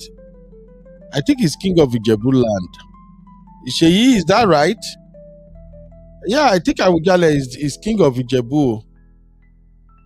Anyway, no wahala. Thank you for that information. Please, ladies and gentlemen, just as my sisters have said and everybody that participated on today's show, life has no duplicate. We only live once. If you were privileged to occupy a position of power, please remember the people. Remember the people. Money can't give you legacy when it comes to people. What gives you legacy is what did you do when you are in power? Did you use that opportunity to better the lots of your people? Right now, we still have a lot of politicians in power and they are behaving anyhow. When they go die, and so some Nigerians will still laugh them. Some Nigerians will still make caricature of them. I know it will be painful to their families. It will be painful to their friends. Some people will be emotional. Their community people will be like, why are people like this? Why would they say like this? Of all the things we do for Nigeria. Ladies and gentlemen, if you are occupying a political position and those at the grassroots are suffering under you, you don't do nothing. We have this problem in Nigeria that we want everybody to worship us. If they put you for power, you want to steal the whole money, and then you want people to crawl to you to come and beg. Anybody that do not deliver the dividends of democracy, it does not deserve to be praised or hero worshipped. As much as I like Buhari for who he represents as a father, as a gentleman, and other thing, I really don't like him as a president. We lost too much lives under his watch. Looting, stealing was rampant under his watch. And now we have another great man in office now, the president of Balablu. He's a great man. Personally, I like him. He's like a father to a lot of people. Well, politically, he's zero. The masses are suffering. If you want to say, Agbalagba ni now, Yoruba ni, that is not what we're talking about. The same thing goes to people like my orange uncle here in the US. If you don't want people to talk to you, you don't want people to drag you, don't run for president. When you run for president, you are responsible for creating an enabling environment for everybody to thrive. If you become president and your policies are making life difficult for the poor masses, there's nothing to celebrate when you are gone. So that is the message I would like to send to all Nigerian politicians. And that is the message I would like everybody to think about. May God rest his soul. May God also touch the heart of the remaining ones alive so they can do the right thing. Thank you for hanging out with me on Political Roundtable today. And I'm so happy that I figure out my sisters, they are well read and they are interested in politics, because politics now talk. So now we go fit talk where. Thank you, everybody. I'll see you all in the next one. My panelists, my sweet Abby, the baby girl, the troublemaker that is stressing me out. I love you, Mama. Thank you for all the support. My she-thinker, I love you, my beautiful sister. Thank you for that great voice, that sharp, great voice. Even though you almost want derail me. When I say may you vote, you go to say -1 million. No, but I love you, my sister. You always bring it 100. God bless you, man. Sister Natu, they know they tell outside woman rank a day, Abi. They tell outside woman rank a day. Anyway, Sister Natu, rank a day. I don't know the meaning, but just rank a day. Rank a day mean thank you, Shanagudi. And of course, my Uncle Dayo. For those who don't know, Uncle Dayo is actually my co-host on Political Roundtable. Because Uncle Dayo sabi politics, as you say, and gentle, so he know Nigeria politics well. So thank you, Uncle Dayo, for always coming on board and help us make it make sense. Then our Uncle Patrick. Thank you, Uncle Patrick, for your time. In the chat, thank you, all my people, Sister Marriott, my own Oluwaseyi, everybody, Comfort Adagri, Karen, my honey babe. I know plenty of people show up today for the political talk. Oshe, my beautiful sister Oshe, thank you for your time. Thank you for all the contribution. Everybody that contributed to today's show, even if I don't remember your name right now, but thank you. I want you to know we really appreciate you. And we don't take this for granted. For the ladies in the building, we have a show now that is called Crazy Love with Simbi. We were going to do a show today, but I forgot that today is Sunday. Simbi has to be somewhere else. So possibly maybe tomorrow, Simbi might be here to discuss this crazy story that is ongoing. In fact, we have like 3 stories now. I don't even know which one to start with, but Simbi, my hey, Sister Latu, you are a late comer, Sister Latu. You are a late comer. It be like saying, now you go by Buhari. Sister Latu, why are you late? Are you making arrangement for Buhari burial? Welcome, ma. Sister Latu said, Nari na Rakia Dede. Okay, Rakia Dede for women. It means may you live long. Raki Adede. Raki. It sounds like Shabaranki. Ranky Dede. Ranky Dede. Like Kekpekwa. Oh. Sorry, I don't know. I don't want that thing since, so God forgive me. No, Rank, no, no, no, no. It means may you live long. Like, do you understand? Like, okay. rank dede for a woman, rank dede for a man. I know because one time I said I said it to a lady. I think was it when we were in camp during my youth service, and the guy just the shake, they laugh. Okay, Ranky Adede for women. All right, thank you, sir. Say when I see, I must learn language. You only problem is say my ear too. I would say my ear heavy or what. Me where they live with Omo Igbo for 20 years plus, where I no even sabi, I no hear Igbo. But I'm gonna get there, trust me. Sister me, she think Dr. Adama, you are late. Okay, gradually we are beginning to see people that buy Buhari. Dr. Adama, Misty, Sister Latu, these are the people that buy Buhari. That is why they came late. Oh, Sister Latu, you are in and out. Okay. She said, I'm in and out. I told you his name is Bokohari of Boko Haram descent. And they rock over for you before I go let me begin the talk for the next 30 minutes again. She think thank you, my sister. Thank you for coming. Just be prepared for our political roundtable. I will do a lot of political show this week. Why Simbi will be doing the regular show. So Simbi is coming. There is this auntie on Talk to B. I listened to that woman's story and it was crazy. The woman shared her story about how her husband took her children away from Nigeria to Rwanda and she was unable to speak with her kids and everything. It was just messy. Simbi will do a reaction show to that. Please come and share your girl up. So the panelists, you are free. It's ladies talk. So since we have that crazy love with Simbi, I think ladies will be the one who's gonna be at the center stage. I know what make you come be like, oh, these men, they are coconut head, they know the listing. We go there the background, we go they contribute, but ladies will rule the show. So we have that show. Simbi will handle it. That lady husband took her keys away, and from watching her, I know she was very, very sincere. She wasn't lying. It seemed like almost everything she said is correct about her husband.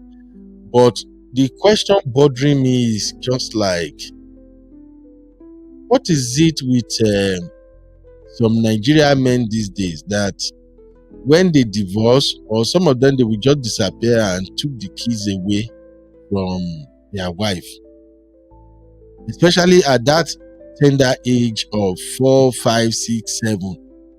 Why do people do that now? So tomorrow, Simbi will host that show. Please come and help us make it make sense. Make una no think about my coconut head though. But sometimes when I look at some of this issue, all my instincts won't blame women. When I know verse. Sometimes I just won't blame una because una go they married all these mad men. Una go marry them, finish. They come begin show una shege. Because even while I was listening to that sister's story, at the point she was like, people ask me to leave, but I was just thinking the marriage can work, and that is why I don't want to leave. I was just there.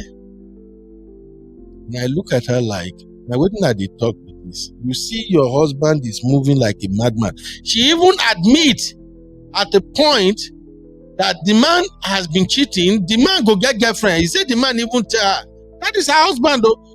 The husband will tell her that, oh, when I meet a new girlfriend, I usually tell them I'm married. And I'll be like, auntie, and you are still married to this man. You have been playing mumu to this man for far too long that this man have now decided that, let me take my kid away from this woman, Kyari. But anyway, tomorrow we're going to have that show, and I hope my people will be in the building to break it down. So please assist Simbi. Simbi is trying with the hosting team, but you know, if you know Simbi, when Simbi is hosting her show on TikTok, oh, Simbi they flow. She they talk well. She no send anybody. But this is a different platform. and this is a different set of audience. Our audience here, they are not TikTok audience. So right now, Simbi is still struggling a little bit because she has to respect the people in the panel and she has to respect those in the chat. And so whenever she wants to like voice her own opinion, she still has to process her opinion before delivering it. So, but don't worry, Simbi is one of my staff that has the highest improvement that I've ever seen. When by August 2, Simbi would have been working for me for 1 year officially now. When I hired Simbi, she's not doing any of this thing at all. But because of her energy, from the time she has been following me on Facebook, her energy, you can tell that this is a girl that is ready to work, you know, and anything you give to Simbi will just throw herself into it. She just want to make sure that that thing work, you know. Simbi will walk around the clock. At times, sometimes I would tell her, Simbi, if there are so many shows I do here at times, I say, Simbi, you don't have to join this show. You are in Nigeria. You know, boss, let me just be there. At least I can just support you. I just be there. So when I see her energy, I know that this girl, she up for it. So for now that she's beginning to be in charge on our platform here, please just take it easy with her. Just try to understand her, but I know she will get there. She's very, very fast. She's a fast learner. Okay. And then many of our real fam here, some of them are actually hosting other program, and some of them are very good at co-hosting. So whenever Simbi is on, if you're on the panel, please try to support her because she's in Nigeria and sometimes the network might messed up. So if you see that you can't hear Simbi, you just have to help us cover up that space until she comes back. Don't worry, we are actually running the whole thing. We are running it from US here, but Simbi is in Nigeria and she's hosting. So I know sometimes their network they fuck up for Nigeria. That's why we're also working on upgrading her Wi-Fi. I not just understand Nigeria. I've paid for Wi-Fi tire. I pay for Wi-Fi, pay for data, but it's still a lie. Sometimes you go think, say, okay, maybe because they buy 10,000 data, now it make the network weak. Let me buy the one or 30,000. Now still the same thing. Still the same thing. I don't understand that country.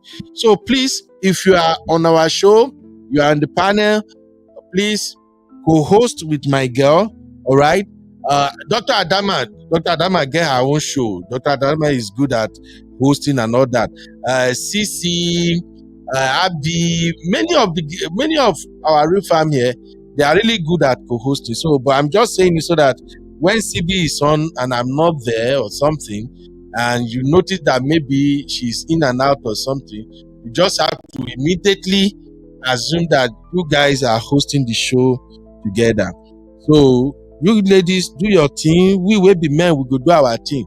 I will also find one man now where we two we go to start our own men hangout so that one they do crazy love, we two we go to do madman love for the other side. But please, I want to beg you people. As far as they do a crazy love show, and we allow you guys to handle the topic the way you want. When we do our own boys thing, we can allow us do our own brotherhood though. But because I know the sister where I get here, una yansh no go stay one place. Now that time when I go jump into studio and say, no, men, you cannot do that. You cannot do this. So may we get that understanding now.